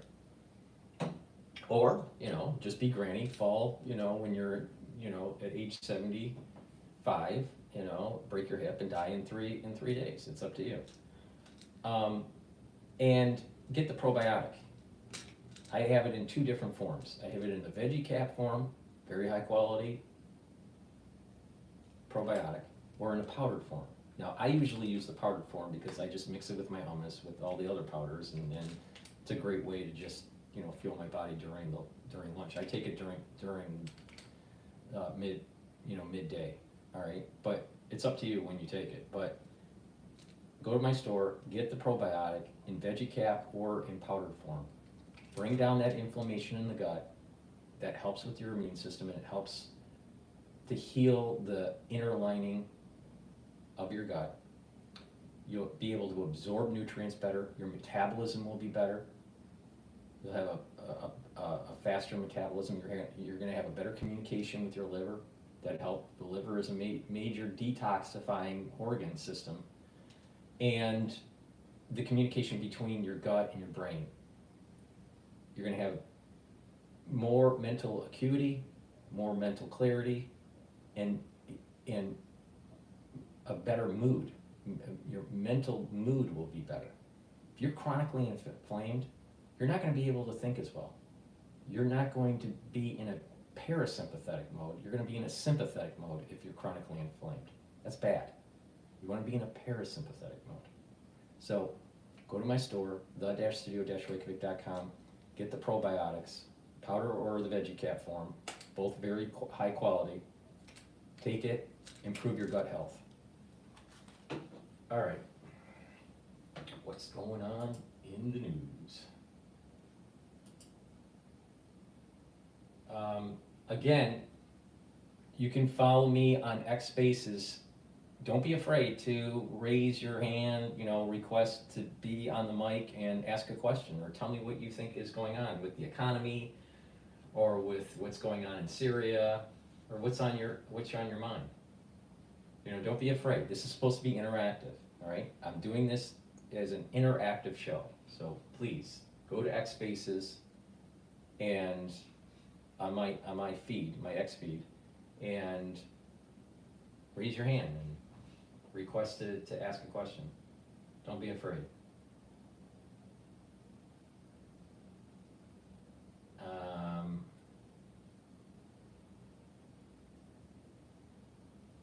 I want to go to this story. I don't know much about it. This is from Fox Now. Chemical weapons site struck. Israeli defense strikes chemical weapons plant in Syria. Make this one simple change when filling out your FAFSA to cut your EFC and SAI in half so you can pay for your kids' college without. We are following breaking news as it relates to Middle East conflict. Take a look. You can see Israel Defense Forces very busy this Monday morning. They put this out on X a few hours ago. They say a UAV, that's a unmanned aerial vehicle, that's what that stands for. They say that was likely launched from Yemen, hit a home in the area. They go on to say, as of now, no injuries were reported, no sirens were sounded. The incident is under review, end quote. All of this happening while the Associated Press is reporting this Monday that Israel's foreign minister says it struck suspected chemical weapons sites and long-range rockets in Syria in order to prevent them from falling into the hands of hostile actors. A lot to dissect this morning. We want to bring in Independent Women's Forum Senior Fellow Dr. Kanta Ahmed into the conversation. Dr. Kanta, always a pleasure to have you on the show. Good morning. Good morning. So I know you've had a very busy few weeks. I know you literally just got back from the Middle East right before this interview. Talk about your trip. You were in Lebanon, correct? No, I was in Israel. I was looking at the front between Israel and Hezbollah in the very northernmost region, and it is. You know how you can tell crazy liberals? All right, it's their glasses. The crazier they are, the more flamboyant their glasses are. Astonishing to see the proximity of the Hezbollah infrastructure. I was standing in Israel, 300 meters away from the Hezbollah front, which, by the way, was constructed in full view of United Nations interim forces. So looking at the intimacy with which the belligerence of Hezbollah is encroaching on Israel, and of course kept Israel under fire for more than a year with tens of thousands of missiles, you start to see how complicated these relationships really are and how close all of these borders and all of these enemies are to the sovereign Jewish state. 6 weeks ago, I was also on the border of Israel and Syria at a special place known as Cottrell, which is a lookout point. And it was very clear to me at that time that the contracting footprint of Iran, which has really been decimated, seeing the destruction of its proxies, Hezbollah and Hamas, achieved by Israel, was leaving a vacuum. The time that I was there 6 weeks ago on the border of Israel and Syria, one could still see and know that Russian patrol troops were very nearby, just behind the hill from the lookout point where I was. Now we see a Syria that apparently has fallen to a rebel leader who's being rebranded as some kind of leader for the nation, though he was previously a member of Jamaat al-Nusra, which was previously an offshoot of al-Qaeda, and in my opinion is just as much of a radical Islamist as any of the groups in this region.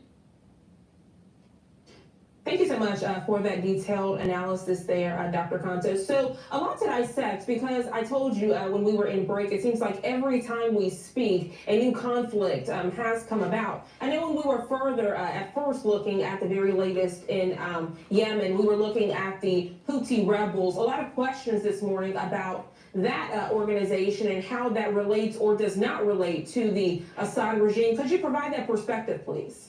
So, Janae, I think the most important thing you've said is that each time we've met, this conflict is expanding and radiating outwards.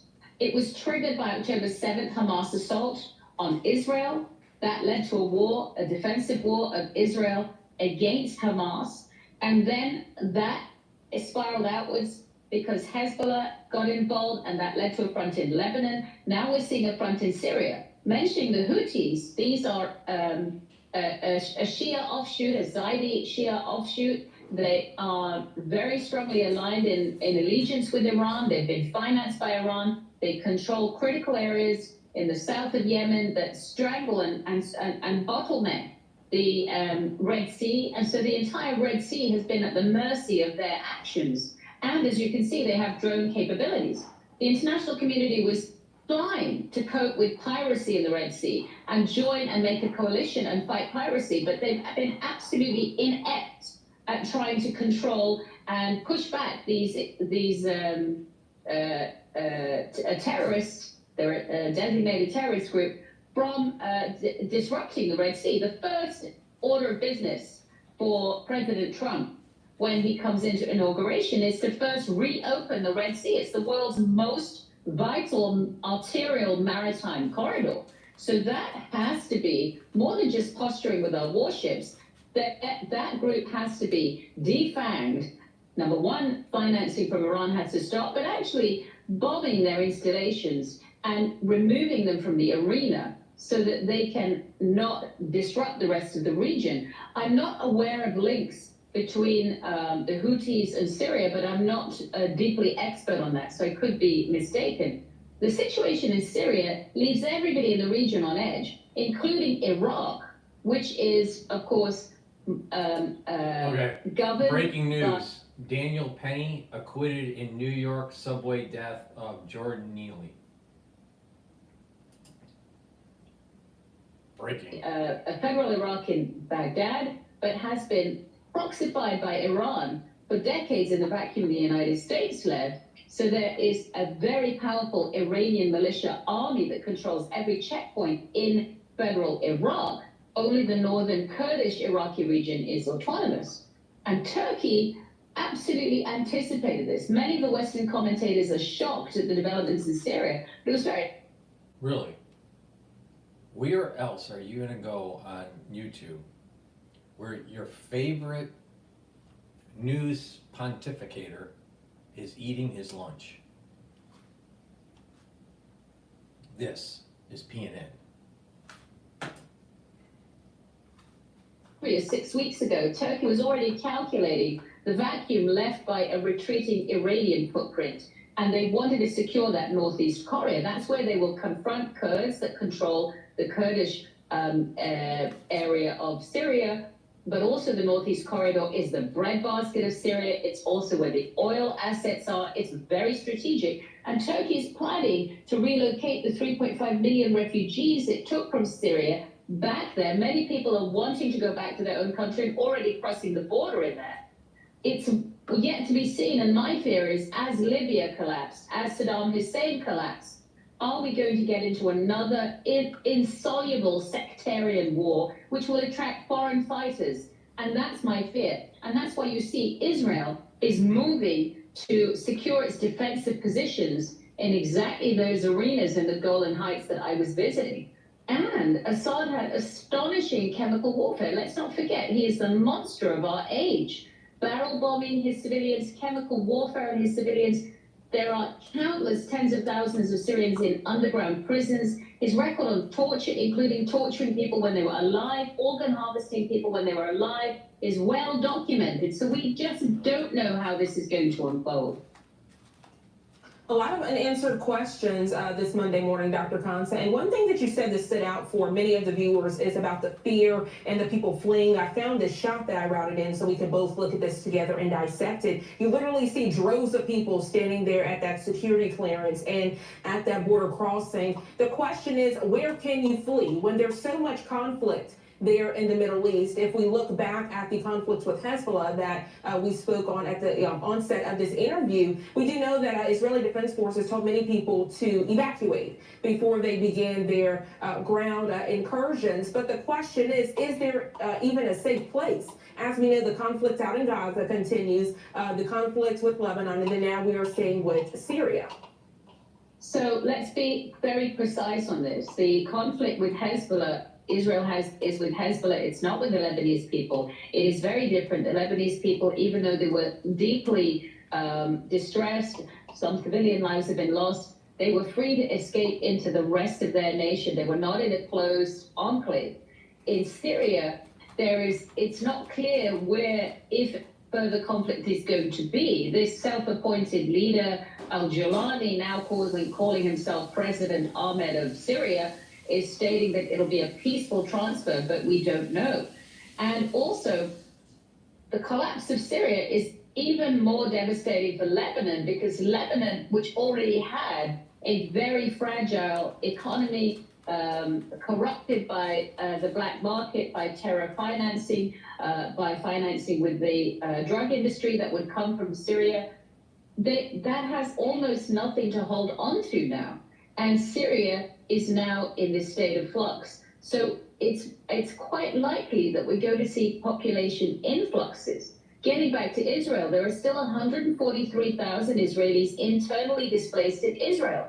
When I stood with the commander at Mizgab Am, a location right on the Lebanese border, I can see that the Shiite villages that were full of Hezbollah infrastructure absolutely surround the tiny Israeli valley. So any chance Hezbollah can regroup and conflict can begin again. And while there has been tremendous effort to decimate Hamas leadership, Hezbollah leadership, the infrastructures on both places, and that's really been achieved, I would not count Iran out. Iran is an extraordinarily resilient nation, or rather the Iranian regime. They were decimated in a 10-year war with Iraq, known as Gulf War I, and they had over a million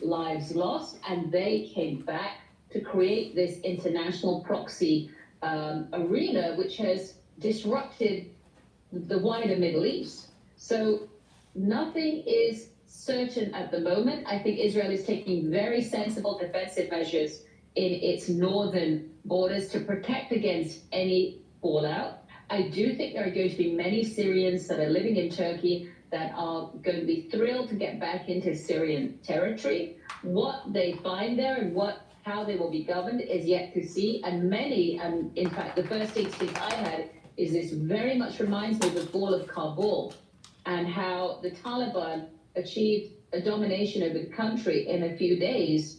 And all kinds of nice speeches were made about how it would be a new Afghanistan and women and girls would not be persecuted and minorities would not be persecuted. And we are here today with over 40 million Afghans captive to one of the most brutal regimes in the world. So I am holding a judgment and very skeptical at the moment. Dr. Consummate, thank you. We're going to go to the Daniel Introducing Penny. the Highboy Max Pro electric scooter, where power and versatility meet in an exhilarating ride. With 48 volts 1.5 Ah battery.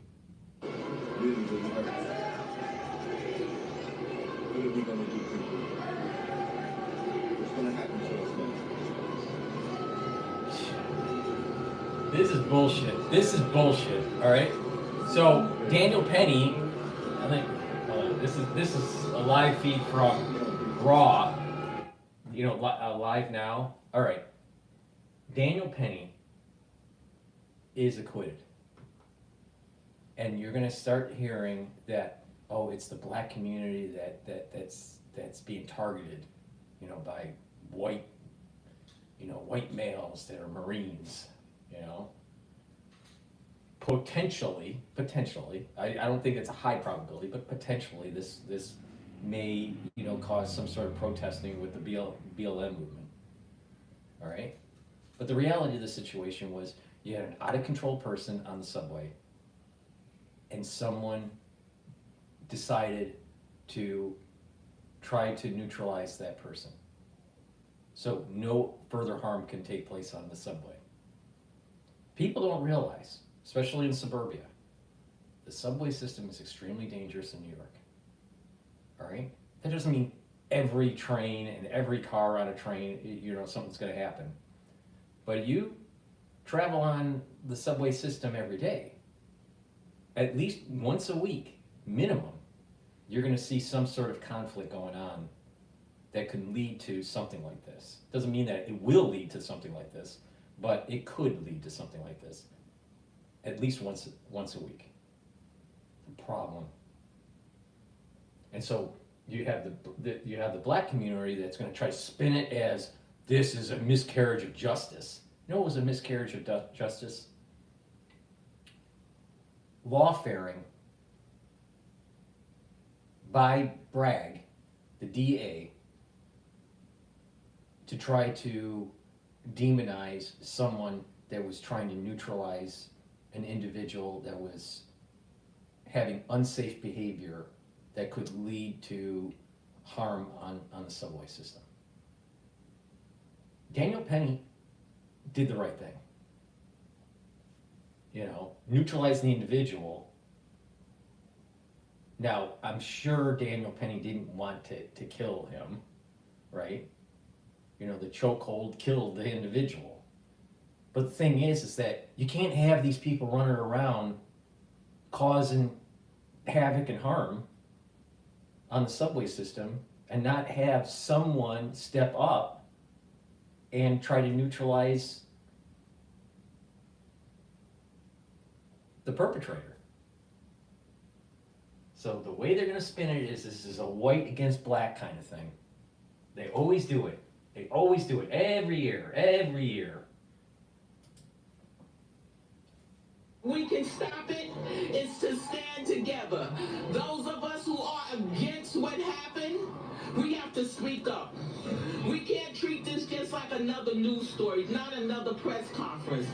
We have to speak up, and stand up. So that's a call for BLM.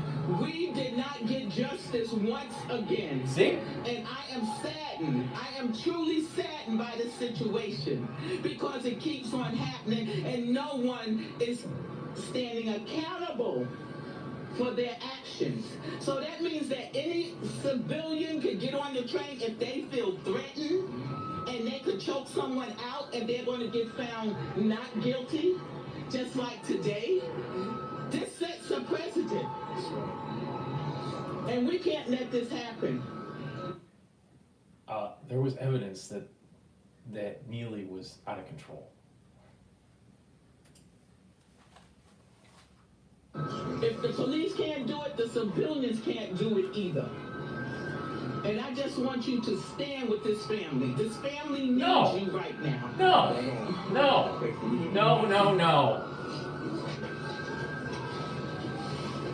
Thank you. I'm sorry. All right, we just heard the Daniel Penny acquitted in subway. Homeless man, the press conference. Discipline, you've shown strength, you've shown love, you've shown how to carry yourself with composure when you're facing this machine, this American judicial system that cannibalizes our people. But I'm gonna tell you this, And I'm gonna say it loud and clear. So let me get this straight. When they went after Trump and the judicial system, you know, the jury considered him guilty, that was okay. You know, according to these people in New York, right? But if it doesn't turn out the way they want it, it's a miscarriage of justice. Now, the issue with Trump is that there was some serious lawfare going on and some serious miscarriage of justice during the court hearing, and there will be most likely an appeal, or no, because let me retract on that. They decided not to sentence, and they just dropped the case or suspended the case, whatever that means. So he's not even convicted because he wasn't even sentenced. That was dropped. So it's some legal crazy thing that's going on with Trump. But there was definitely lawfare against Trump to try to demonize him because he's a political opponent. But the liberals in New York, you know, they thought, well, you know, justice is great. When things don't turn out the way they want it, oh, justice is bad. You know, the reality of the situation is that, do you really want someone that looks like this coming, you know, to Thanksgiving? He looks like someone from NWA or you know, what was that rap? The Public Enemy Public Enemy.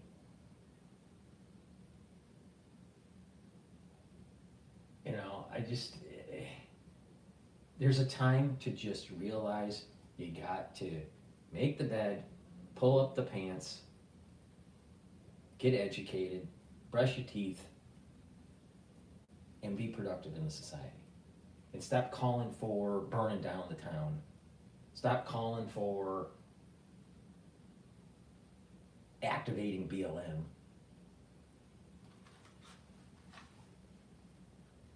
You know, I don't think that BLM is going. I don't think that there's enough inertia to start another BLM, you know, rioting thing over this. I don't think that's going to happen. But it's possible. It's possible. I think it's a low probability, though. Just march and let the steppers step. Let the marchers march. See? And let the steppers step. You want to do He's activating BLM. Let the marchers march and let the steppers step. Doesn't that sound like MK Ultra kind of shit? Hey, you know, it's Hoodlumville. It's Hoodlumville in New York. This verdict, then you go into your neighborhood and you promote black unity. Black people, we are all we have. This system protects every other group except for the very people that built this country. Every group that... It's the event of the season. Winning Wonderland is going on now through December 28th at Empire City Casino. Win your share of $1.4 million. The bricks are on the bricks that built this country. There is no love for black people. There's no love in the system. How can you make a moral appeal to a people that have no moral code? How can you preach love to racists? How could you have that stance on that podium in front of the courthouse saying, let the marchers march and the steppers step, whatever the hell that means, but it sounds like BLM activation, when you have so many black males, young, going into Macy's, going into CVS, going into Duane Reade, and stealing?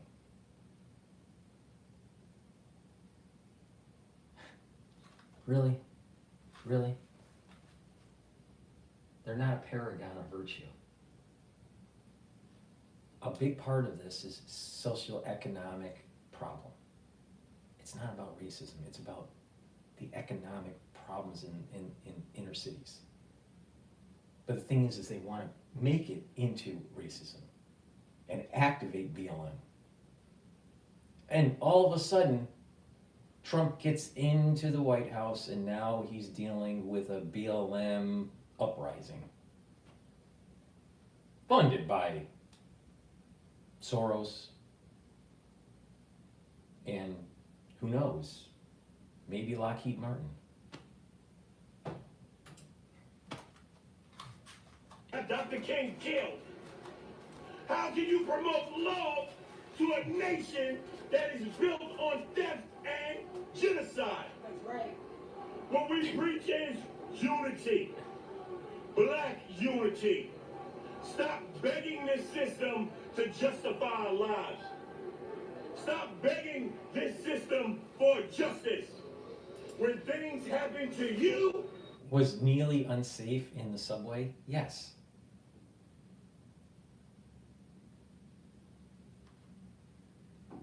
Where is this guy coming from?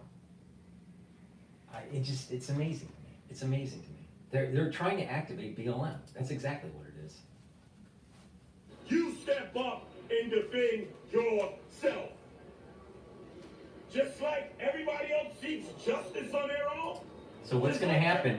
What's going to happen is that you're going to have crazy libs that are, you know, that are in this whole black BLM thing. All right. What's going to happen is you're going to have protesters that go onto the subway, and then they just start screaming. They'll go to someone that's white, and they'll just start screaming at them, trying to get them to do some sort of physical contact. All right? They're trying to incite violence on the subway. Today, it's going to happen. All right? There are going to be people that go in and try to incite violence and just scream and kick and whine like a little kid, a little child. They're going to act like a little child. Right? But some people, it might get pretty dangerous. And they're going to do this during the rush hour on the subway, where it's very packed. Watch. And it's going to happen at around Bryant Park area. It's going to happen around Times Square. It's going to happen at Rockefeller Center. Probably Columbus Circle. Maybe even, World Trade Center station. Big problem. Big problem.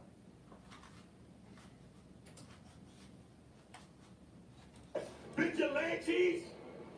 We need some black vigilantes. See?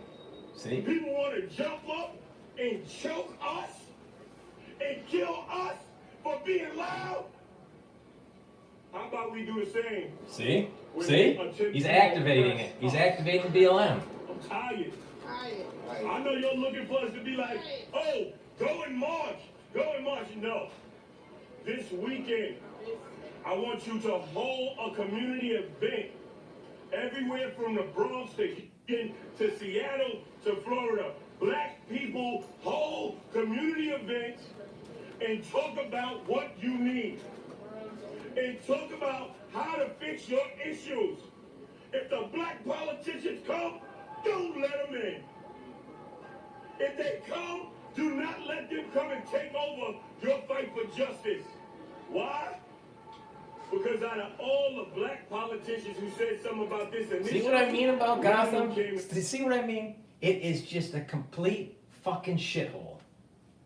Can't we just have some peace? Can't we have some prosperity? Why does everything have to be a free-for-all? Welcome to Gotham. I'm sick of these people playing with our lives, our children's lives. Black people, if you're serious about yourselves, you'll take your education serious. You will open schools in your community. You will take your health serious and teach your people about health. You will take your self-defense serious. And you will defend yourselves and your communities. You want to take the information and disseminate it seriously? then you will start your own media outlets. Because if America knew that Daniel Penny lied to the judges 5 times, lied to the cops 5 times, if they knew that all the people jumped off the train who were afraid within 30 seconds, and Daniel Penny choked them for 5.5 minutes, if they knew the truth, everybody would be on the side of justice except for the racists. The people who are happy that Jordan Neely is dead. Unify yourselves. We will be putting out information on how to unify yourselves. BLM. What this ain't about us, this is about justice. BLM. So there'll be no more Eric Gardners. So there'll be no more Jordan Neely's. So we will be a united front and a community. BLM. America will never save black people. Politicians will never save black people. Only black people will save black people. Hawk News from HAWK, NEWSLMH. All right, everyone, we are listening to supporters of Jordan Neely. They're speaking right outside of the courthouse after the acquittal of Daniel Penny. We'll continue to keep an eye on this for you all right here on Live Now from Fox, but we do have some breaking news again. So it's back-to-back breaking news that we are bringing to you in connection to the CEO murder of the UnitedHealthcare CEO. A person has been taken into custody in Altoona, Pennsylvania, in connection. So this is what police are saying. A source with knowledge of the investigation into the murder of UnitedHealthcare CEO Brian Thompson told Fox News that a person fitting the suspect's description has been taken into custody at a McDonald's in Pennsylvania. The person has a similar gun to the one used in the shooting last Wednesday, the source added. Police tell Fox News that a person at the McDonald's recognized the individual from the wanted posters of the suspect and then alerted law enforcement. When police arrived, they spotted the person and found a weapon believed to be the one used in the murder here. So obviously this investigation has hit its 6th day as that manhunt continues. The city in Pennsylvania was Altoona. It's a city located about 100 miles east of Pittsburgh. So Altoona, Pennsylvania, it looks like they caught the CEO murderer. This is going to get interesting. For you on Live Now from Fox, earlier today, police were, NYPD detectives were once again in the area of Central Park looking for clues. Remember on Friday, they found a bag that contained, was from the suspect there. And inside that bag was Monopoly money. Many sources believe and experts believe that had something to do with trying to egg on the police and the investigation. But again, we are learning of this breaking news. A person has been taken into custody, matching the description of the suspect as it entered its 6th day. So it looks like they potentially caught the murderer or the assassin. We'll find out what's going on here. Please go to my store, the-studio-reykjavik.com, and help support my show, the work I do, support the channel by getting the supplements. Go to the-studio-reykjavik.com. The link is in the description of this video. And also, interact. This show is for individuals to ask questions. Go on X Spaces. It's a call-in. Request for the mic, and you can ask your question. Lots of things are happening in the world. And we need to build a community, right? And to be interactive to cover breaking news. But please help support my work. Lignans is a powder. It will bring down inflammation. It will help your immune system. It's an antioxidant, so it'll soak up free radicals, and it'll also help your endocrine system. This is a great way to boost up your immune system and give that extra boost for your body to fight disease, fight cancers, just have better health. So please go to my store, the-studio-reykjavik.com, and take the Lignans. It's a powder. You mix it with your food or with filtered water. Vitamin B complex, really important for cellular metabolism. The first few B vitamins are for your mitochondria. That helps with the electron transport chain, so you build ATP. ATP is a major energy source. Also, vitamin B complex helps to improve neural health. This is very important as you get older. So please go to my store to improve that neural health, boost up your ATP, and have better cellular metabolism. Get the vitamin B complex. Olive leaf extract, dual purpose product, helps with the immune system and your cardiovascular system. How does it work? It works by bringing down inflammation and improving your lipid profile. Go to my store, get the olive leaf extract. This is a great way to start on the journey to improve your immune system, improve your cardiovascular health. And you stack this with other stuff, such as ubiquinol and omega-3 and noctokinase. You're really supercharging your body. Please go to my store, the-studio-reykjavik.com, and get the olive leaf extract.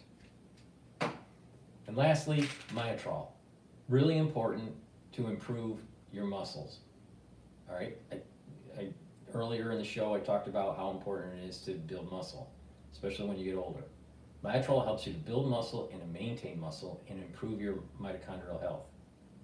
Again, you need a lot of ATP for your muscle. You need a lot of ATP to slow down the aging process and to improve your endocrine system and to improve your immune system. You need lots of ATP, all right? Myotrol will help you build muscle, help you to maintain muscle. This should be used with anyone that's 40 years old or older, or if you're an athlete or you exercise, pretty intense.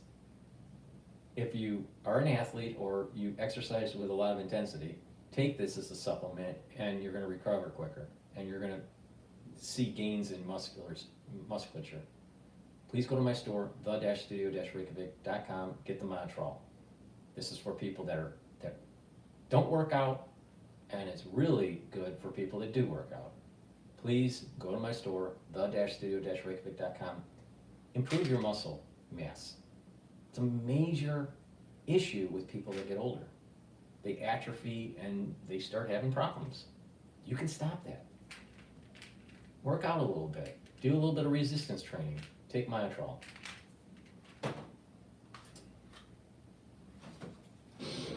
Probably about a dozen or so. It was larger this morning when the jurors were going in and when Daniel Penny was arriving here. But as the day got on, it got later into the morning, it kind of fizzled out. But they came with megaphones, they came with signs, and they wanted to make sure they proved the point that they were here. So whatever that verdict was going to be, they were going to be loud about it, and they were going to let us know and let the world know how they feel. Yes, it's emotional for them. They've been calling Daniel Penny a killer for months now.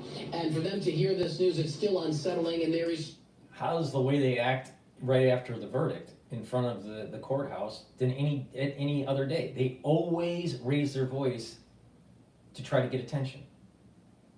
Try to live in the inner city, all right? And actually pay attention to what's going on. You see this all the time, all of the time. That's how they get attention. They're always raising their voice. They're always trying to get the attention. Instead of looking internally and seeing that, you know what, a lot of the faults are internal, you can correct them, take ownership of your life, and move forward, and be productive. It can happen. The most prosperous nation in the world, the most prosperous nation in the world, where opportunity is there if you are willing to take it and work hard. There's no guarantee. But there's more opportunity in this country than any other country in the world for the average citizen. If they think it's so bad in America, if they think it's so bad in New York, why are they there? Why are they in New York if it's so bad for their constituency? Why are they in the United States? Why don't they leave? They can go to a different country, have a better future if they think that they're the reality of the situation is the reality of the situation is this: their constituency has never had it as good. And the opportunities that they have are huge if they're willing to take it. Emotion that they want to break through those barricades. They want to get to wherever they can get to try to make their voices heard. So that's kind of what we were dealing with, what these protesters are dealing with. They're back in the front of the courthouse, and we're about a block away from them, and we still overhear them at this hour. You may have heard it in Michelle's shot there. You still hear those loud voices and that eruption of just anger and frustration that after all this time, they really thought, again, they were frustrated when count one was dismissed, so imagine getting a not guilty verdict all around. Absolutely. Something interesting that I think it was Eric Garner's mother pointed out, and then you are on the scene there talking to people day in, day out regarding this. And as a New Yorker, she mentioned that any civilian could get on a train, put someone in a chokehold, and effectively kill them, and then not be found guilty for murder. But what is the sense now in New York after this happens, and we are still dealing with this really high increase of mental health issues? Yes, so I think it's mixed, Bianca, and to be honest, even being out here this morning, people seeing all the news media here, including us, we have a mix of people coming up to us. Right before we came on the air, I had a woman come up to me and say she's afraid to get on the train and has been afraid to get on the subway train ever since this case happened. It's always in the back of her mind. But then we have other people over the course of the last week who were telling us that this was justified. That Daniel Penny did the job to protect New Yorkers. There should be more people like Daniel Penny. And then there's other people who say, Jordan Neely, this was unjust, that this could have been handled differently, and that they worry that there could be more people out there like this, and this could happen to someone else who needs mental illness help that Jordan Neely obviously did not get. Absolutely, and as is the situation for so many people here in New York. Richard, thank you. Was Neely a nutcase? Yeah. Was he dangerous? Yeah. So you're not supposed to defend yourself because the guy's nut? I mean, come on. For the info on that, we're going to be covering this case all throughout the noon and throughout the rest of the day. We'll check back in with you a little bit later. Thanks, Bianca. All right, just more following breaking news now on the CEO shooter manhunt. Now, sources say a man has been taken in for questioning in Altoona, Pennsylvania. He was said to be carrying a gun similar to the one used in that shooting. This comes as NYPD divers back in Central Park today. They're searching the lake near the Bethesda Fountain for a second day in a row. The suspect's backpack was found inside of that park, and the last official sighting of the suspect was on December 4th, the day of the killing, near the George Washington Bridge in the bus terminal, where he is believed to have left the city. And more of our breaking news coverage. So that was the Box 5 coverage right here on Live Now from Box. We wanted to make sure that we brought that to your attention. Of course, that big news coming, though, really two major stories out of New York and now spreading to Pennsylvania in connection there with the CEO murder. A person of interest being taken into custody, matching the description here of this suspect. While that is going on in Pennsylvania, I do want to give you a live look right now what's happening still in New York City. You have dive teams taking a look here in the area of Central Park. So they have dive teams that are looking for a gun, but they think that they found the gun where they picked up the potential suspect. I think at a McDonald's, maybe it was at McDonald's. Taxpayer money. Taxpayer money. All right. Amazing. Amazing. They probably caught the guy. That's probably that's probably what happened. Let's get the perspective from Fox on the Daniel Penny verdict.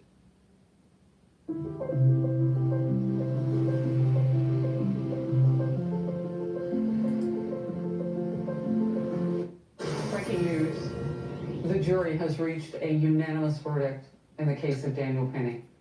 He's been found not guilty on the charge of criminally negligent homicide. Now remember what was at stake here. The jury could not agree on manslaughter. They failed to agree twice. The judge gave them another bite at the apple on this lesser charge. negligent. They now say not guilty. What does this mean? Let's first go to reporter CB Cotton, who's outside the courthouse, to find out how this has played out. Now, I hear an immediate melee of protesters, CB. You know what it means? Thanks for asking. DrPaulCottrell thinks it means this. It means that you had a jury that realized that Alan Bragg, DA's office, is out of fucking control. And they'll pick who they want to charge. If a black person kills someone on the subway, they won't charge him. They won't even put him on bail. You don't pay for bail. It's zero bail. Let him go. Don't charge. White guy does it. They charge. So is there racism that's going on? Yeah. But it's happening where you have a black DA, Alan Bragg, going after whites and letting off blacks. And it's not just on the subway killings. It's with the thievery that's going on in the city. Just let them do it. And there's lots of people that go to city council meetings in New York complaining about this problem. Why aren't you going after the criminals, Bragg? Oh, you know what he says? People need a second chance. Oh, it's a mental health issue. Meanwhile, people's property is destroyed or stolen or lives are taken. So Alan Bragg used lawfare against Daniel Penny. Just like he used lawfare against, that office against Trump. Out of control DA, out of control. That's what it means. Hi, Harris, that's right. Protesters are pretty upset. There's a large crowd of them out here next to me. You can hear them rattling the police barricades, saying no justice, no peace. And what they're yelling now follows a series of threats that they hurled earlier as the defense walked in with their client, Daniel Penny, telling the defense team that Daniel Penny can have no peace here in New York if he's found not guilty on this lesser charge, criminally negligent homicide. And from what I can hear right now, they're repeating those threats. They are very angry. Harris, a person is presumed innocent until found guilty. Presumed innocent until found guilty. He was found not guilty. So he's innocent. But the black contingency, the ones that are trying to activate BLM, they just said that they're not going to give him any peace. Vigilantes. Out of control. It's Gotham.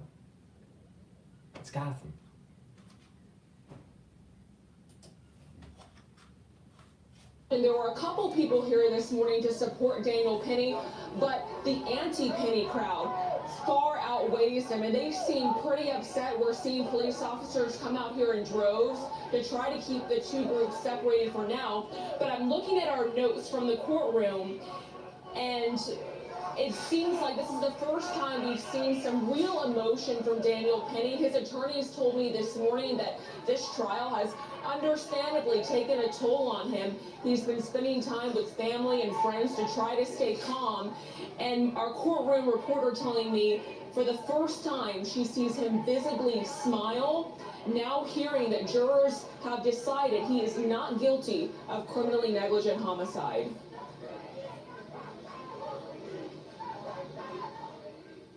Harris, are you with me? Yes, CB, thank you. Sorry about that, and we've lost our picture. So in the for a background, second there. if you can't hear it, it's saying no justice, no peace.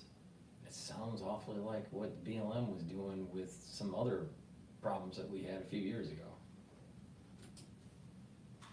Uh-oh. we'll come back to you as the news warrants. That is huge, what C.B. Cotton was just reporting there. That emotion also that she talked about, color inside the courtroom, the first time perhaps that Daniel Penny has had any sort of noticeable reaction. And of course, when a jury finds you not guilty, that is very different than being divided and sending this case again potentially for a retrial. This is significant, not just for Daniel Penny, not just for subway riders who may have been on that jury who found a way through all of the legal wranglings, it would seem, by what we know as a soft on crime DA who does not hand out exactly the adjudication. Alan Bragg and his damn department. I mean, I saw Alan Bragg in person at an event, you know, and he spoke at the event. The guy's a fucking asshole. All right, Alan Bragg is a fucking asshole. He's destroying the city, and it's all about him and pushing this kind of like DEI woke agenda. In critical race theory kind of agenda. It's a kind of a mixture. It's not so much woke, but it's like, it's DEI critical race theory agenda. Seen from Alvin Bragg. So this is really important. I want to bring in now Jonathan Turley, Fox News contributor, constitutional law attorney, and George Washington University law professor. Jonathan, before we get into what comes next in all of this, just your initial reaction. This was fairly quick. It was quick, and it was not entirely expected because this is not obviously how District Attorney Bragg had planned this. The way the case was going was along the sort of design that Bragg had to force a compromise verdict. When the jury deadlocked over the more serious crime, the judge went ahead and allowed them to consider this lesser offense. That is basically what Bragg had hoped, that if he could not get a conviction on the more serious crime, which was unlikely, that they would come back and compromise and convict him on the lesser offense, which, by the way, still came with a potential penalty of 4 years.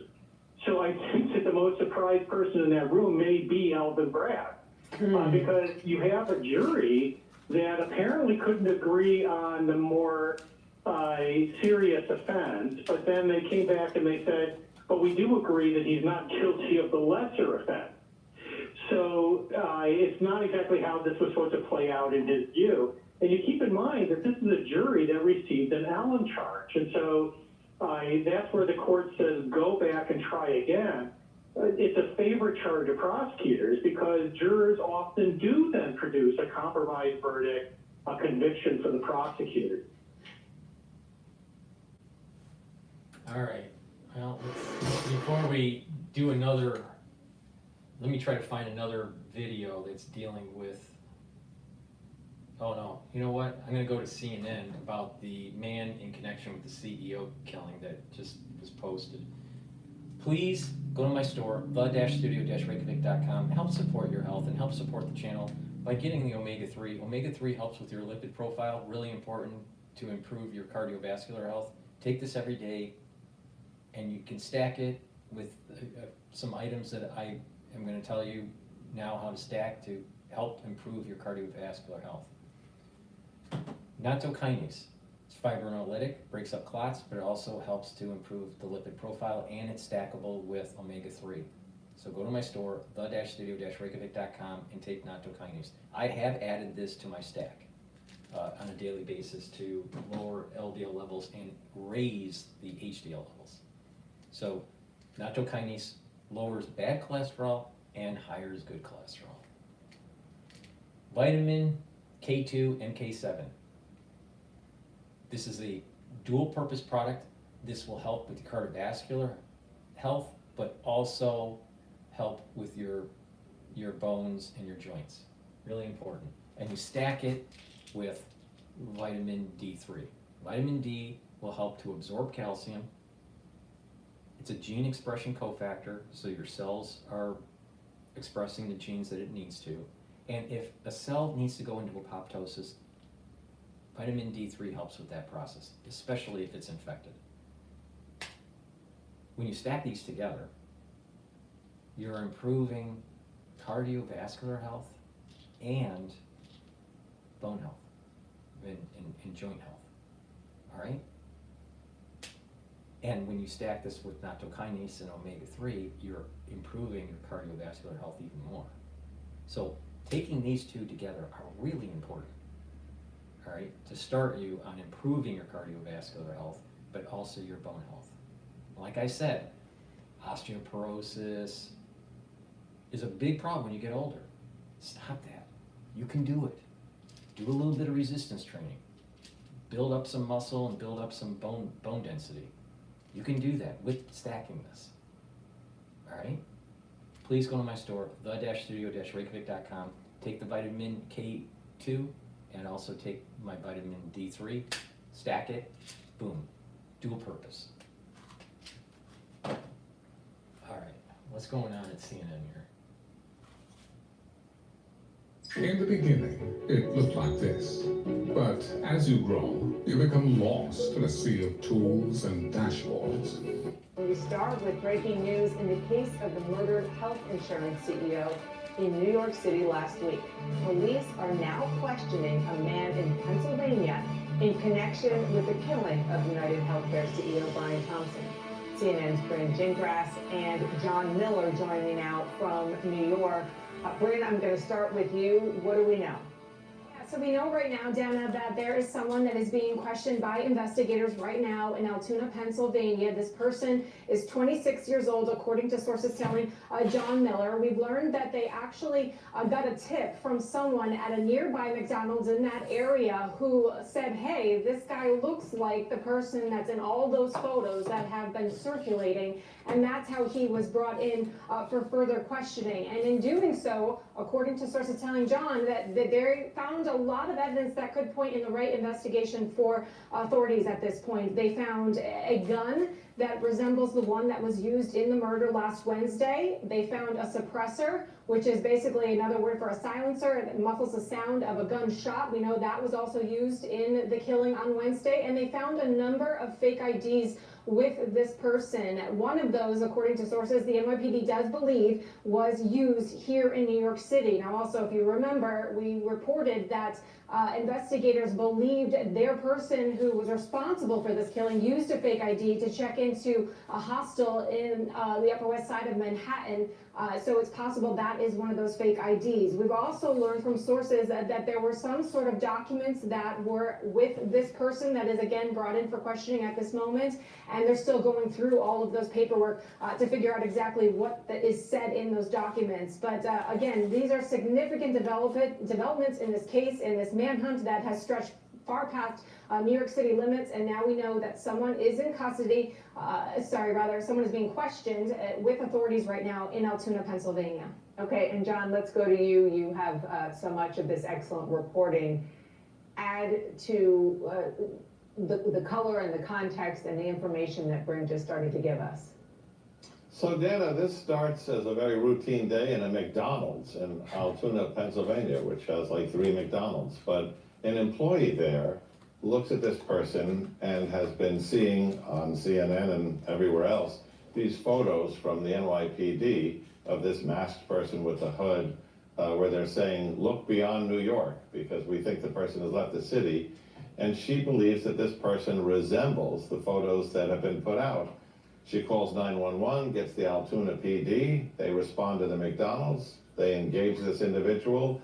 And as they get him to identify himself and look through things, they find a gun, they find a silencer, they find multiple false IDs. And when they begin to compare those notes with the police in New York, they find out that one of those IDs matches the name, perhaps even the one we're looking at, that he used a fake New Jersey driver's license to check into that hostel in Upper Manhattan. So along with all of that, there are some documents that the police said seem to be relevant to this case. I think we would stop short right now because we don't have enough information of calling that a manifesto, but we are told by investigators they believe he's carrying documents that may relate to motive. Okay, I understand you're saying stop short now with regard to those documents, because obviously this is an ongoing investigation, as your former ilk used to say, John Miller. But talk about this with regard to the decision that police made. It was on Friday that we were talking shortly after the police decided to, in your words, crowdsource and put the picture of this individual out publicly. We don't know yet if this is the guy, but if it is, that tactic was the game changer. Well, it was, and I mean, it hangs on a couple of things. One, finally being able, after this massive video canvas, using so many detectives, to find that single moment, and you're looking at it right now, that single moment where he dropped the mask, he still had the hood on, and you could see that face and $1 million smile as he was talking to that hotel clerk at the hostel and asking people, if you know this person, if you see this face, no matter where you are in the country, we're looking for that call. So that worked today. And John, with regard to the documents and the motive, is there anything else that your sources are leaning into? We know that, first of all, the bullet casing, which you talked about again last week, with some etchings on them suggesting the idea that this could be related to the United CEO's job, and the idea that it is health insurance, which is not exactly a popular industry right now. And then, of course, what happened over the weekend with the backpack that was found in Central Park and Monopoly money inside. So the bullets had the writing on them: deny, delay, depose. Theoretically, these are the 3 Ds that critics use against the insurance industry when they say they're trying to slow down payments on claims and fight those with members of their customer base. So that's one, the monopoly money, perhaps a sign of greed. But when you look at what does this mean today, they have a person in custody, they're questioning that person. They have a gun, they have multiple false IDs, including one that may be relevant. So if you take that together and then say, what does the NYPD have to bring to this?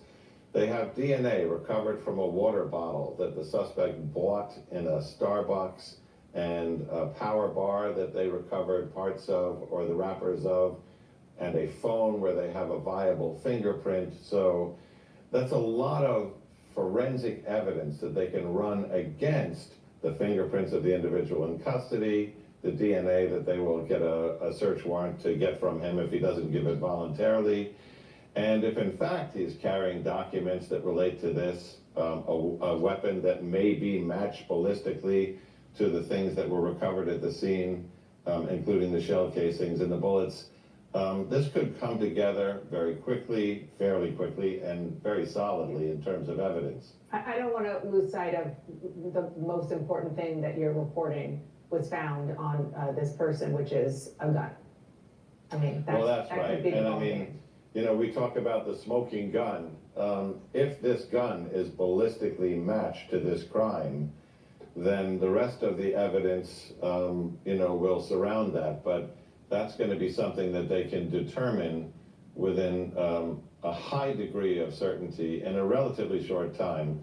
And I mean, one thing we're not mentioning here is there's a citizen involved here who had the care to look at those photos, to look at that individual, to probably compare them right there. I mean, imagine someone looking at their phone, looking at that customer, and making that call, which also means that if our reporting is correct, that it's a McDonald's employee, they are eligible for this $50,000 reward from the FBI and $10,000 from the NYPD.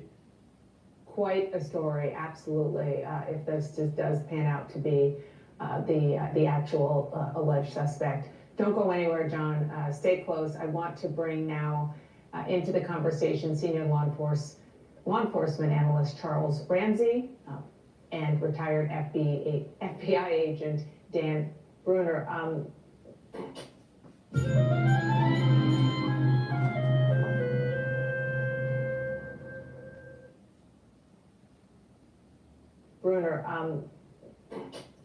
Commissioner Ramsey, let me just start with you. What are your thoughts on all of this information that we've gotten so far, and what does it tell you? Well, this could be very significant. There's no question about that. I agree with everything that John said earlier. A couple things. Number one, the fact that the photograph was put out across the country, and even though the person's face was partially concealed, it was still enough there for people to kind of get a sense or a feel for what this individual might look like. And kudos to that employee at McDonald's who looked at this individual and then called 911. You know, normally we don't think we're going to be the ones to solve anything as a private citizen. If you see something, you say, it's probably not the person. But this individual acted, and it may turn out to be the absolute right thing to do. The other thing is the recovery of a gun. Now we have forensic evidence from the scene. We have shell casings, we have DNA, we have fingerprints, all these things. If they match up, then this is the person who's responsible that's going to be charged with this particular crime. So there's still a lot of work that has to take place, but this is a significant development, no question about it, and we'll see how it plays out. Chief Ramsey, thank you for that. Dan Brunner, what are your thoughts? I agree with Chief Ramsey and with John.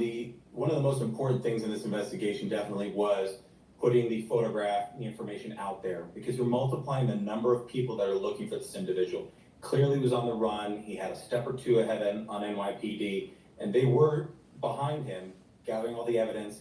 But the crucial part was getting him, getting some eyes on it. And the McDonald's employee should absolutely be applauded that they made the phone call, even if they had the suspicion that an individual matched the description of the suspect.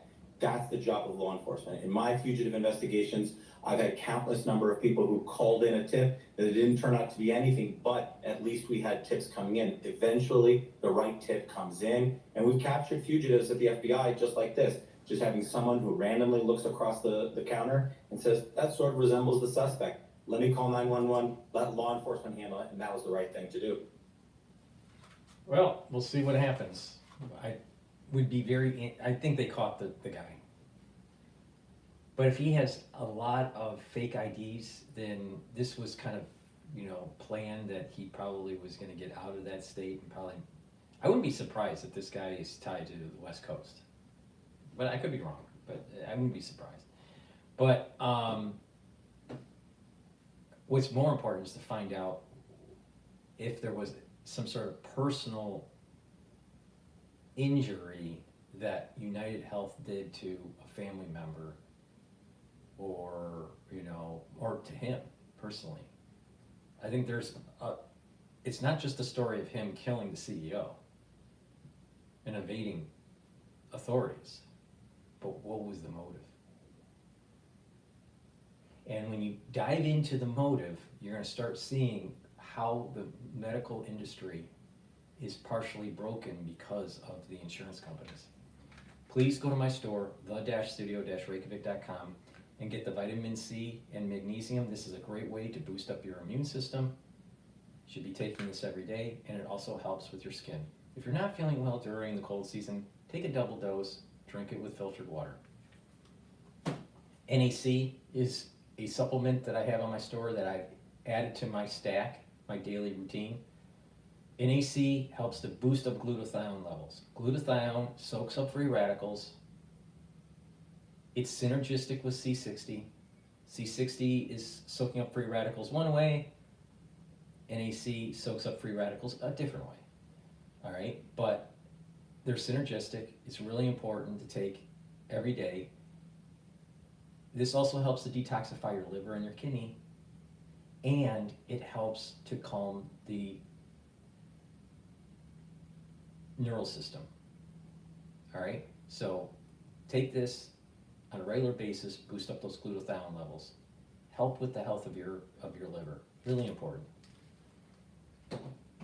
Good Night Formula is a great supplement to take to get into REM cycle, 3 cycles of REM, deep sleep, so you're well rested in the morning, you're detoxifying your central nervous system, and you're consolidating memory. If you're chronically sleep deprived, you are increasing your chances of early onset of dementia.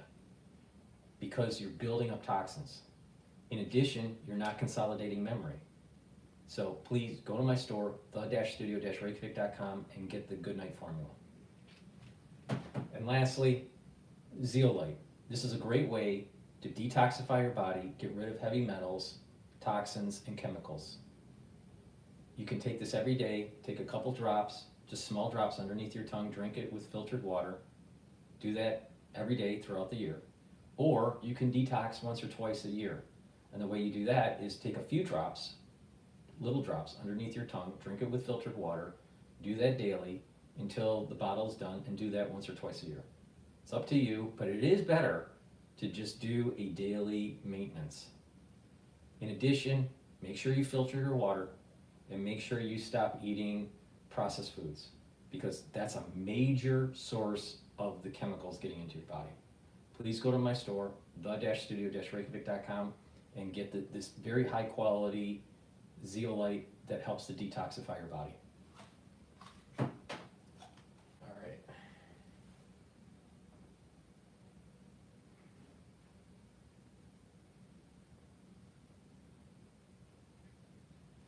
I want to go to the hill here. We're talking about Syria. There's still time to give the gift of wood.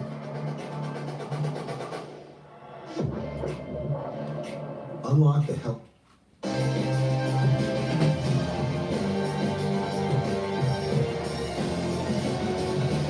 It took less than a week and more than 50 years to topple the brutal Assad regime in Syria. For more than half a century, the Assad family ruled over Syria with an iron fist and did not tolerate any dissent. When the Arab Spring occurred in 2011 and Syrians rose up, Bashar al-Assad cracked down, throwing hundreds of thousands in prison and bombing his own people. To help shore up Assad's support, Iran and Russia propped up the regime, asserting their own influence in the region. Fast forward 13 years, Russia is consumed with its war in Ukraine, and Iran is severely damaged and distracted by Israel's war against Hezbollah. The rebels were able to take advantage of the opening. Bashar al-Assad fled to Moscow while tens of thousands of refugees have returned to their homes. But it's unclear who's in charge. The U.S. is watching closely to see what emerges. For security, the U.S. struck more than 75 ISIS targets in response. It's important to mention that the man who is leading the charge is Abu Muhammad al-Golani.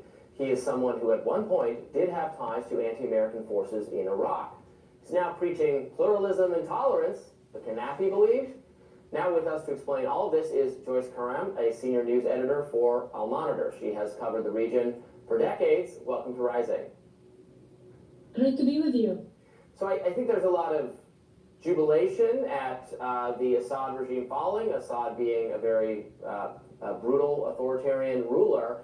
But the question becomes, what is next for this country? And as with so many of the other Middle Eastern countries, when the leader who was not good, make no mistakes, Gaddafi, Saddam, etc., when they go, what replaces them? And particularly in Libya, the experience was not so great. What are we expecting to see here?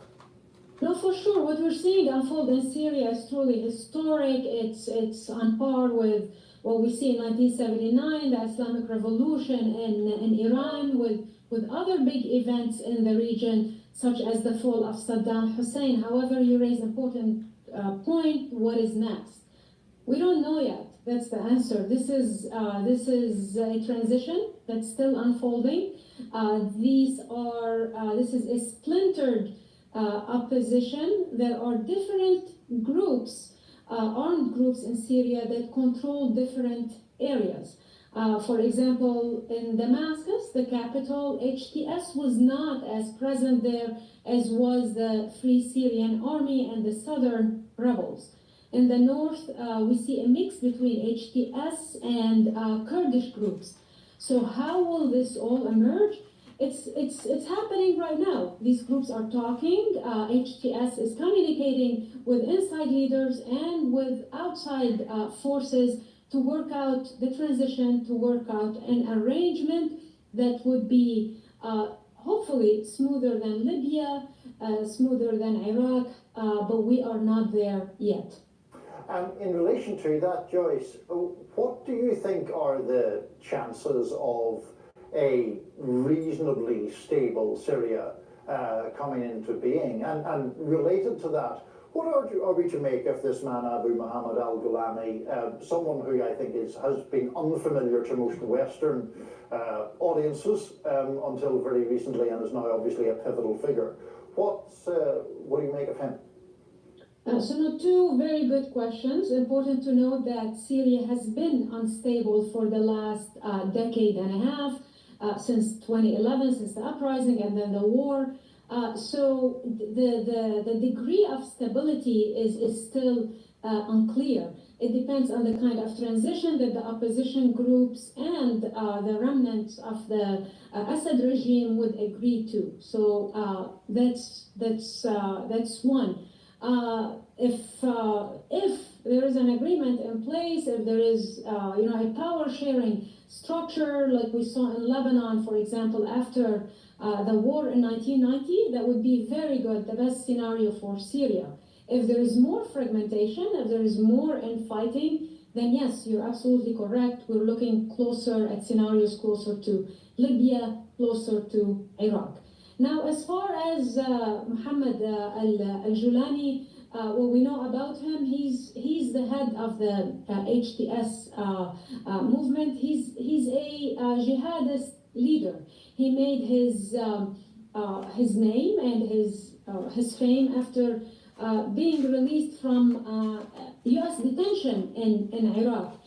He formed the group Jabhat al-Nusra, which was affiliated with Al-Qaeda, closely affiliated with Al-Qaeda. Over the years, that group changed its name and changed its affiliation into Hayat Tahrir Sham. It became more inbred within the Syrian environment and less so with outside jihadist groups and with Al-Qaeda. In the last 4 to 5 years, Julani himself has led HTS to fight Al-Qaeda in Syria, sometimes to clash with ISIS as well. So he reinvented himself to fit better in the Syrian environment within the Syrian opposition. Now, of course, he's designated as terrorist. He's designated by the US, even by Turkey, who's working with him now as his forces advanced in Syria. We can tell by his language, by how he reinvented himself and evolved over time, is his tone has moderated a tiny bit, not a lot. So if you listen to his speech on Sunday at the Umayyad Mosque, it's a message of unity for all Syrians. He asked his supporters not to loot. He's asking people to come together to work on an inclusive transition for Syria. We even now know his real name, Ahmad al-Shara. He is going more by that now. So this is a big change for a man who was almost in the darkness and worked behind the scenes for so long, to be working now in the open with his real name. And he's obviously the most powerful Syrian rebel leader at the moment. So the U.S. bombed these ISIS targets in Syria without, as far as I know, a congressional authorization for the president to be fighting ISIS in Syria itself. But of course, we do have the global war on terror against groups like ISIS. So what does this do for U.S. involvement in the region? I think Donald Trump and J.D. Vance have both said this is not our fight and we do not want to be involved. There is a suspicion, a growing suspicion, I think, among certainly Republican lawmakers and maybe many of the citizens about being more involved in this region in general, that this has not worked out to our advantage. But because we do have an authorization or a mandate to fight ISIS, is that what's to come here? It looks like that's the U.S. priority now in addressing the situation in Syria. we've gone full circle in the U.S. role from 2012 and calling on Assad to step down. If you remember, Barack Obama at the time to not responding to the chemical weapons attack, and now what you're seeing is, you know, we're sort of happy that Bashar al-Assad is out, but this is not our problem. We want to stay out of it. Let the Syrians, let middle powers in the region, such as Turkey, Jordan, other groups, other countries work out the political transition in Syria. But the U.S. mission, the U.S. priority remains fixated on ISIS to prevent a resurgence of ISIS, to prevent that from the current fragmentation, from the current infighting between some opposition groups, that ISIS doesn't take advantage of that. So in the short term, we're still likely to see more of that. In the medium and long term, we'll have to wait to see what President-elect Trump, what strategy he would want for Syria. This is obviously, you remember from 2019, President Trump then wanted to withdraw U.S. forces from Syria. The situation is very different today. So we'll have to wait and see what the next administration does. Joyce Coran, Senior News Editor with Al Monitor. Thanks for joining us. Thank you so much. All right, that's a little bit of Syria. Please go to my store, the-studio-reykjavik.com, and get the NAD+. This helps to boost up your energy levels, also helps to heal your DNA damage, and it helps to protect your neurons. Really important to add this to your stack, especially when you get older. So please go to my store, the-studio-reykjavik.com. Boost up the healing process on your DNA damage and protect your neurons. Really important. Ubiquinol, the most bioavailable CoQ10 that you can get. This is a very high quality supplement. Take Ubiquinol every day. This is an antioxidant. It'll help to improve the mitochondrial health and boost up your energy levels. And it helps to protect your neurons. So please go to my store, the-studio-reykjavik.com, get the Ubiquinol. This is stackable with C60, NAD+, NAC, resveratrol. This is a great stack supplement. So resveratrol, it's an antioxidant, helps get rid of senescent cells, works really well when you stack it with C60 or NAD+, or Ubiquinol. Please go to my store, the-studio-reykjavik.com, and get the resveratrol. Toothpaste. Structural nano silver toothpaste. Whitens your teeth, freshens your breath, protects your gum line, improves your gum line, neutralizes pathogens. This is the best toothpaste you can get. You can't, there's nothing out there that's better. Please go to my store, the-studio-reykjavik.com, get the structural nano silver toothpaste. It's through good oral hygiene where you're improving your cardiovascular health and you're mitigating the chances of valvular disease. When people get older, they start having problems with their vascular system. A lot of times it's because of, it's not the only reason, but a lot of times it's partially caused by bad oral hygiene. When you get older, your oral hygiene goes down. Go to a nursing home, you'll notice. All right, so the oral hygiene starts to go down, and what happens is that inflammation at the vascular level, microvascular level, starts to increase, and further plaque buildup. In addition, getting irritation on the valve of your heart can start producing calcium deposits, and those calcium deposits can cause stenosis, major problem for your valve, or bacterial vagination that starts to accumulate on the valve, creating a prolapse or some sort of regurgitation. Really bad for your heart. So it's really important to have good oral hygiene to mitigate cardiovascular disease and to mitigate valvular disease. You don't want valvular disease. It's really bad for you. So please go to my store, the-studio-reykjavik.com, and get the structural nanosilver toothpaste.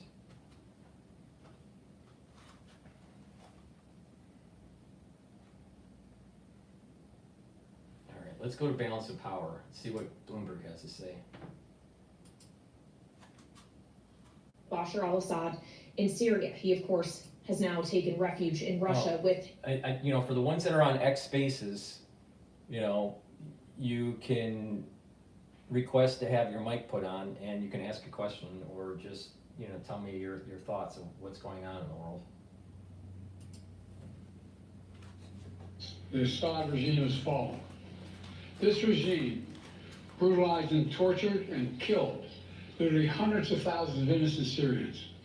The fall of the regime is a fundamental act of justice. It's a moment of historic opportunity for the long-suffering people of Syria to build a better future for their proud country. It's also a moment of risk and uncertainty. As we all turn to the question of what comes next.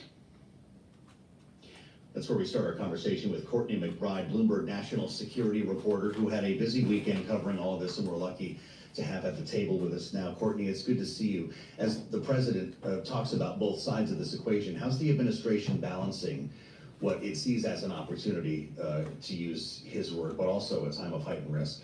Well, I mean, lots of analysts are warning of the potential risks, and the administration and the incoming Trump administration, similarly, I think are taking something of a wait-and-see approach. The U.S. forces that are in Syria are very focused on the counter-ISIS mission, and really staying away from this HTS-led assault on Damascus and the downfall of Assad. But as you mentioned, ISIS, the U.S. wasted no time yesterday in striking targets within central Syria, meant it targeting specifically the Islamic State. Should we expect that to continue? I mean, to the extent that U.S. forces see that there's an opportunity and a need for that, I think we certainly should expect those strikes to continue. Some have suggested that they should in fact ramp up the mission, and that is a potential opportunity for President Trump when he takes office in January. But you know, he and his incoming administration have signaled that they do not want to get further entangled in a conflict in the region. Israel was quick to move troops into what they call a buffer zone to cross the border. You've got a lot of parties with their own interests. Is the U.S. working with Israel on this, or does Benjamin Netanyahu have his own agenda that doesn't involve the White House at this time? Well, you know, he keeps his own counsel, I would say, but certainly Israel is working to consolidate potential gains against Iran, which had backed the Syrian regime, and like Russia has been distracted and perhaps allowed the rebel forces to move as quickly as they did. You know, the U.S. and Israel are obviously close allies, but I think each country is certainly pursuing its own national security interests, though they may intersect. Well, and Israel, of course, has been pursuing its interests in its conflict with Hezbollah that now is in a temporary, for now, ceasefire agreement in Lebanon, bordering Syria. What are the implications to that ongoing conflict, knowing Hezbollah was being a supportive force for Assad's forces until it was materially weakened by Israel's attacks? Sure. Well, I mean, Syria has been sort of a ground route for Iran to supply Hezbollah, and so there's a lot of concern in Israel, you know, moving quickly, as you said, to try to capitalize on this vacuum in Syria. But there's some concern about what happens with that Lebanon-Syria border. Who's going to secure it? Will the Lebanese armed forces do that? Assad had kept it open to allow for some of that resupply. So that is one of many areas that are going to be a key focus. Russia has an important naval base on the Mediterranean. What happens to it?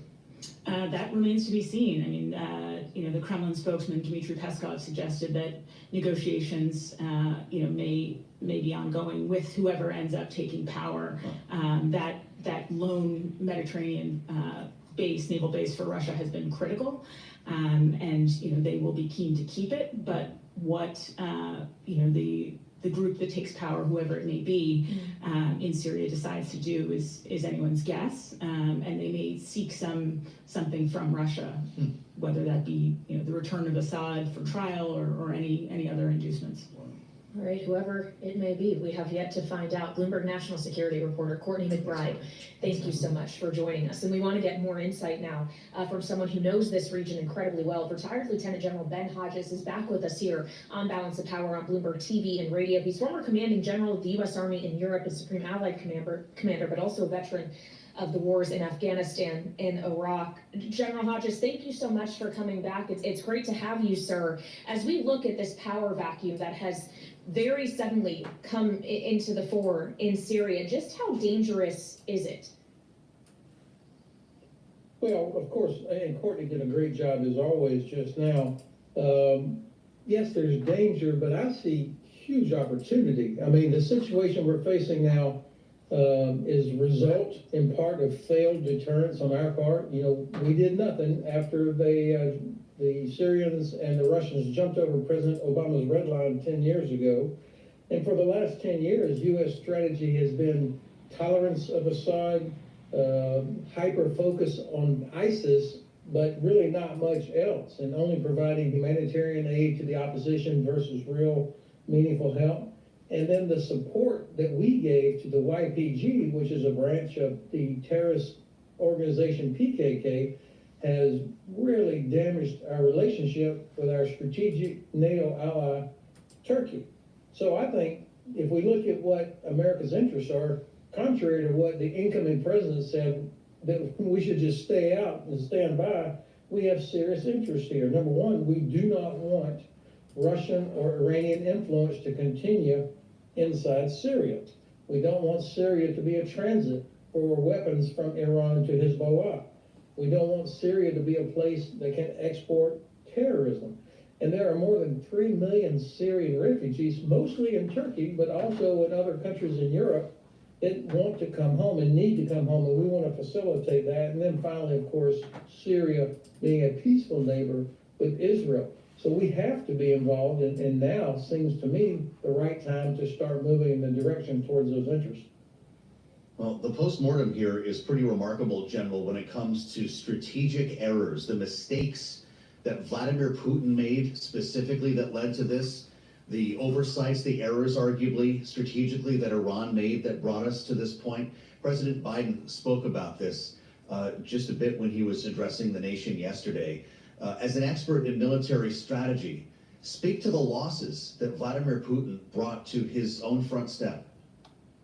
Well, you know, the Russians are actually in big trouble in a lot of places right now. And this is, again, opportunity where if we're thinking in a proactive, strategic way, we could damage Russia so badly right now that it could help improve security in the transatlantic area as well as the Middle East for decades to come. Russia is overextended. You know, they've had this Navy base in Tartus now, I think, for something like 50 years. That's been their foothold in the Mediterranean. But then they go to war against Ukraine, which was unprovoked, unnecessary, but they did that.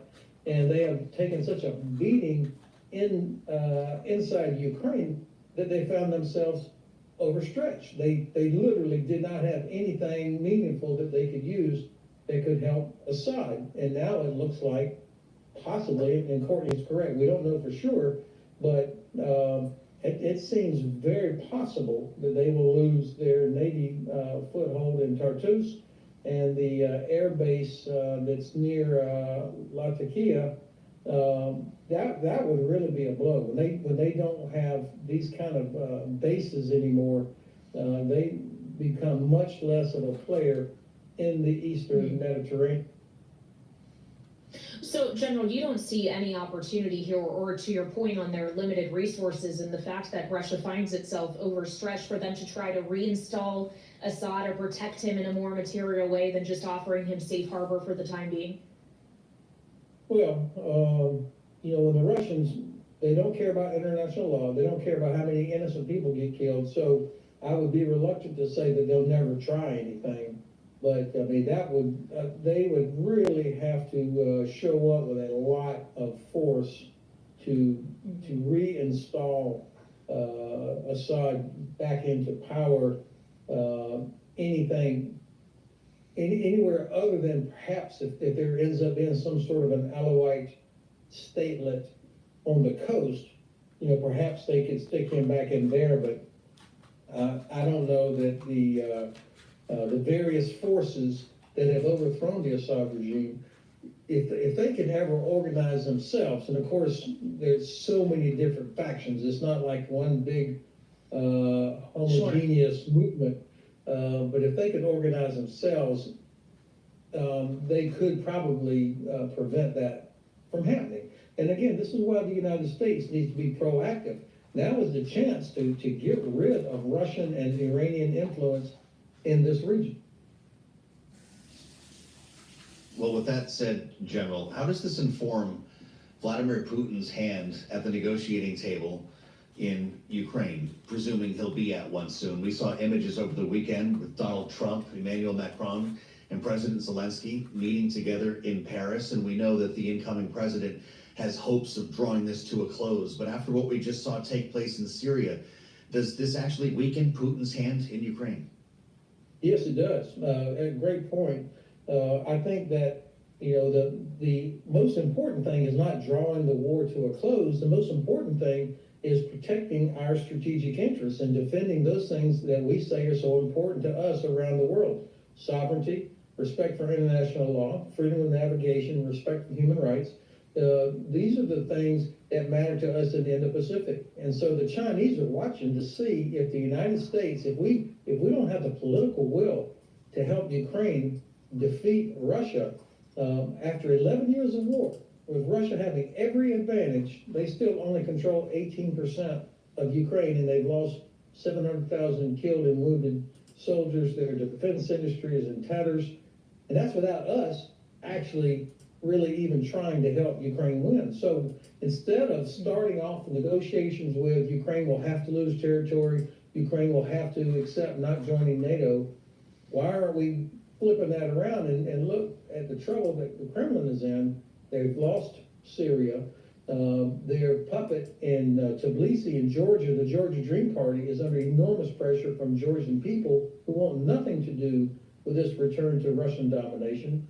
The election in Romania has been thrown out by the Romanian Supreme Court because they saw such enormous Russian interference in the election. So I think the incoming president, if he really is this master deal maker, he has all the leverage in his advantage.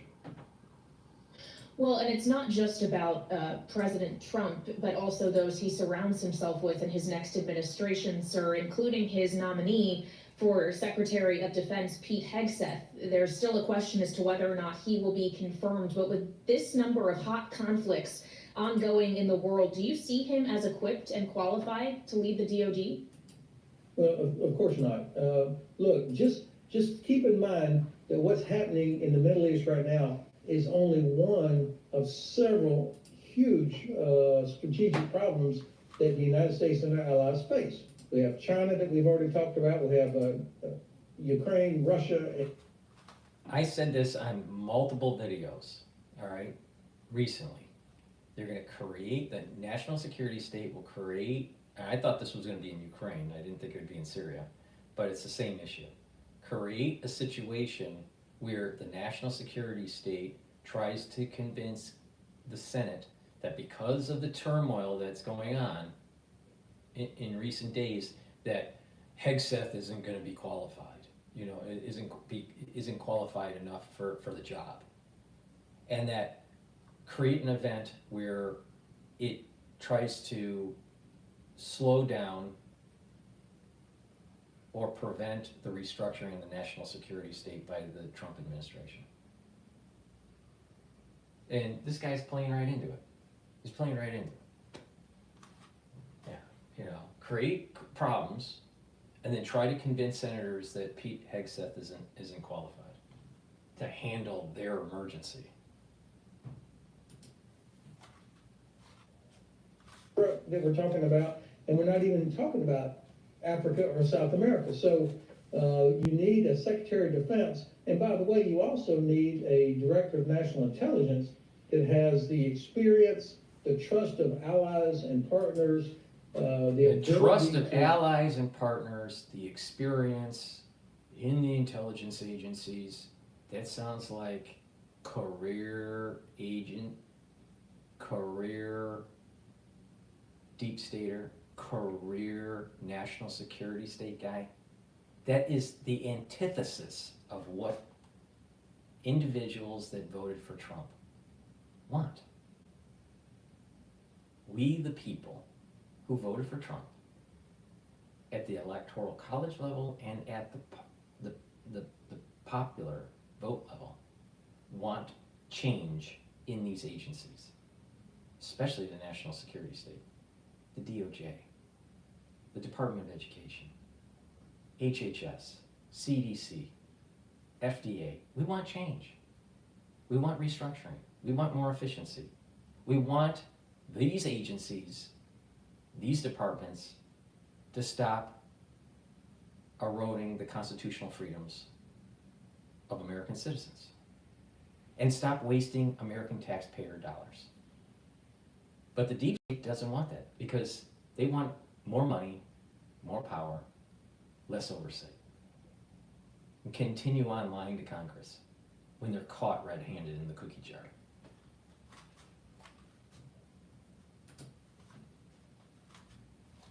Muster all of our capabilities to properly analyze and deal with each of these scenarios. And I can't believe that the Senate will forfeit its constitutional role and rubber stamp these nominations. I can't believe that they think this is the best the Republican Party can do to fill these two critical agencies or departments.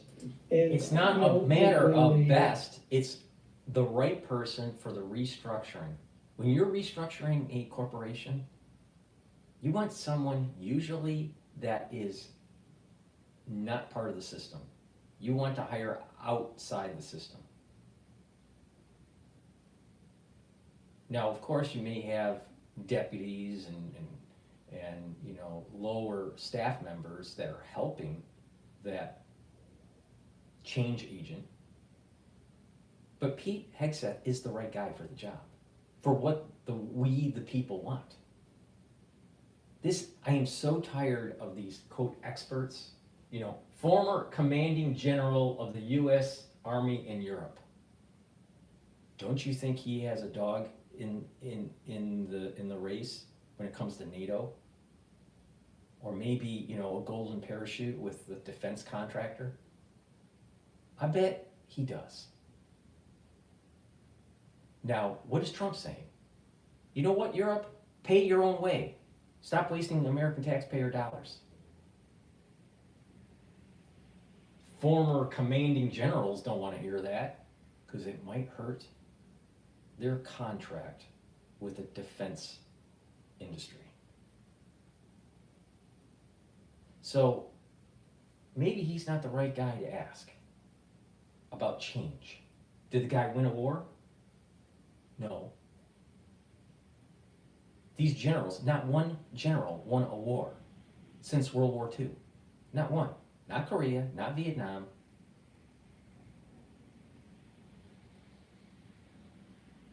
Iraq won. The Iraq Desert Storm didn't finish the job. And, you know, we had a sequel right after 9/11 that didn't finish the job. They didn't win it. Did we win Afghanistan? No.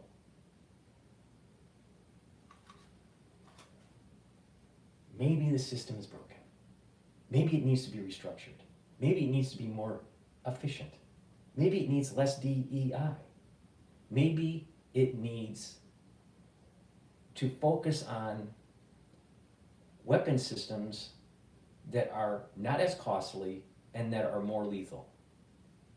And not give so much optionality on weapon systems like the F-35.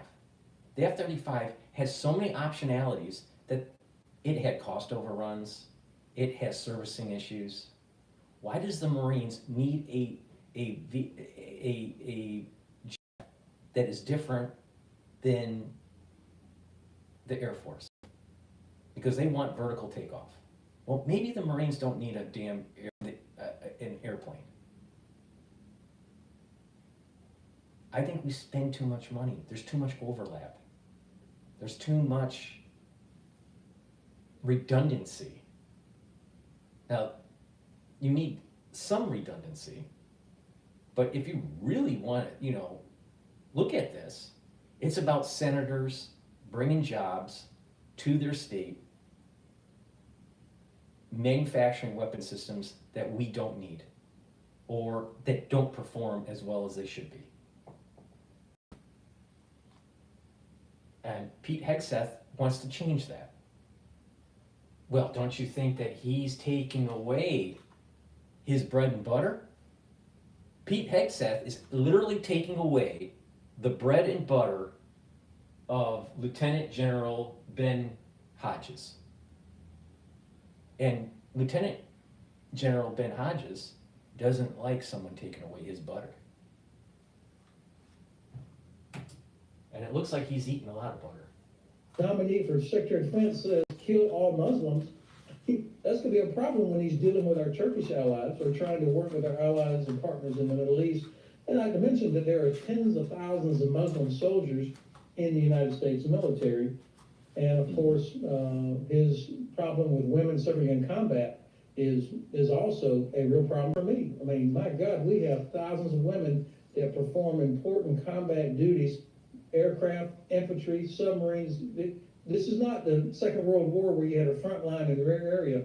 The whole place is combat. And so he has not demonstrated to me the depth of understanding of that. Not mincing words today. General, it's good to see you. Lieutenant General Ben Hodges.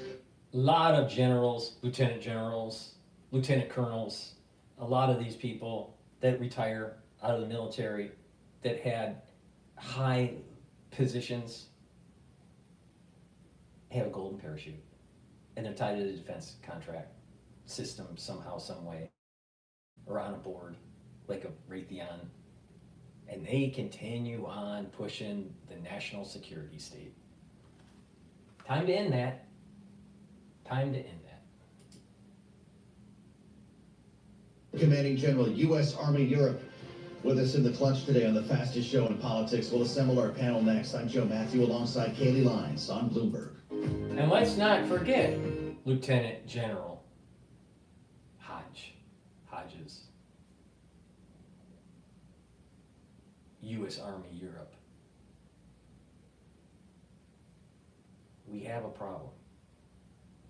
NATO's expansionism since the fall of the Berlin Wall. That is a problem. And we are in the situation that we're in today, our contemporary issue, because of NATO expansion.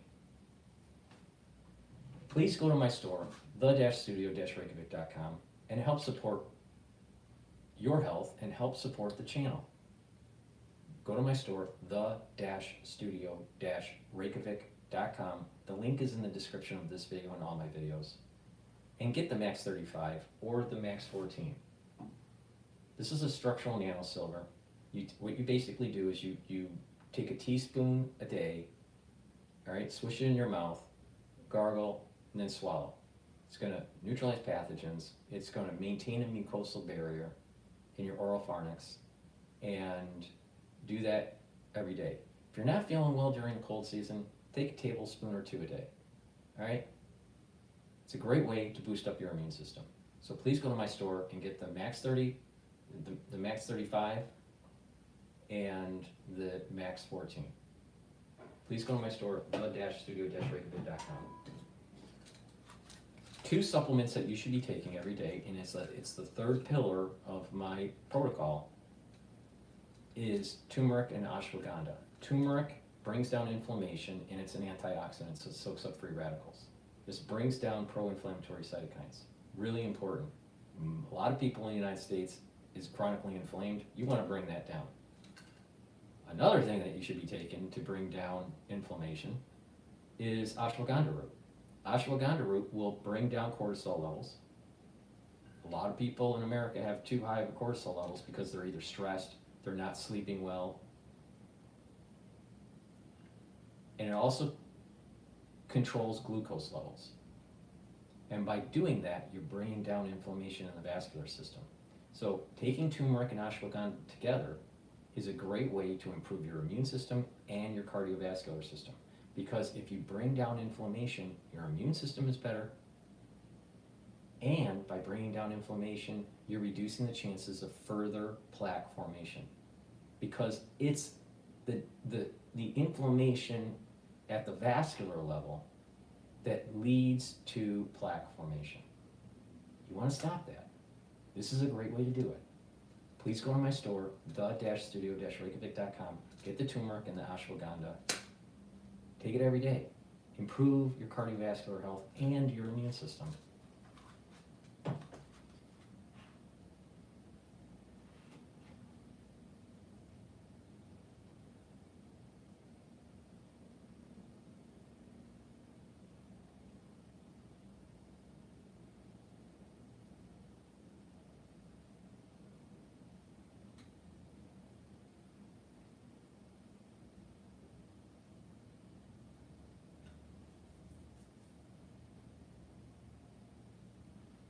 All right, I don't know why my spaces blew up for some reason.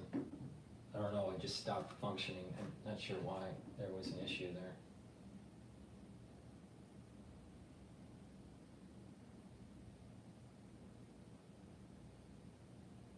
I'm not sure. For some reason, the spaces stopped early. I apologize for the ones that were on spaces.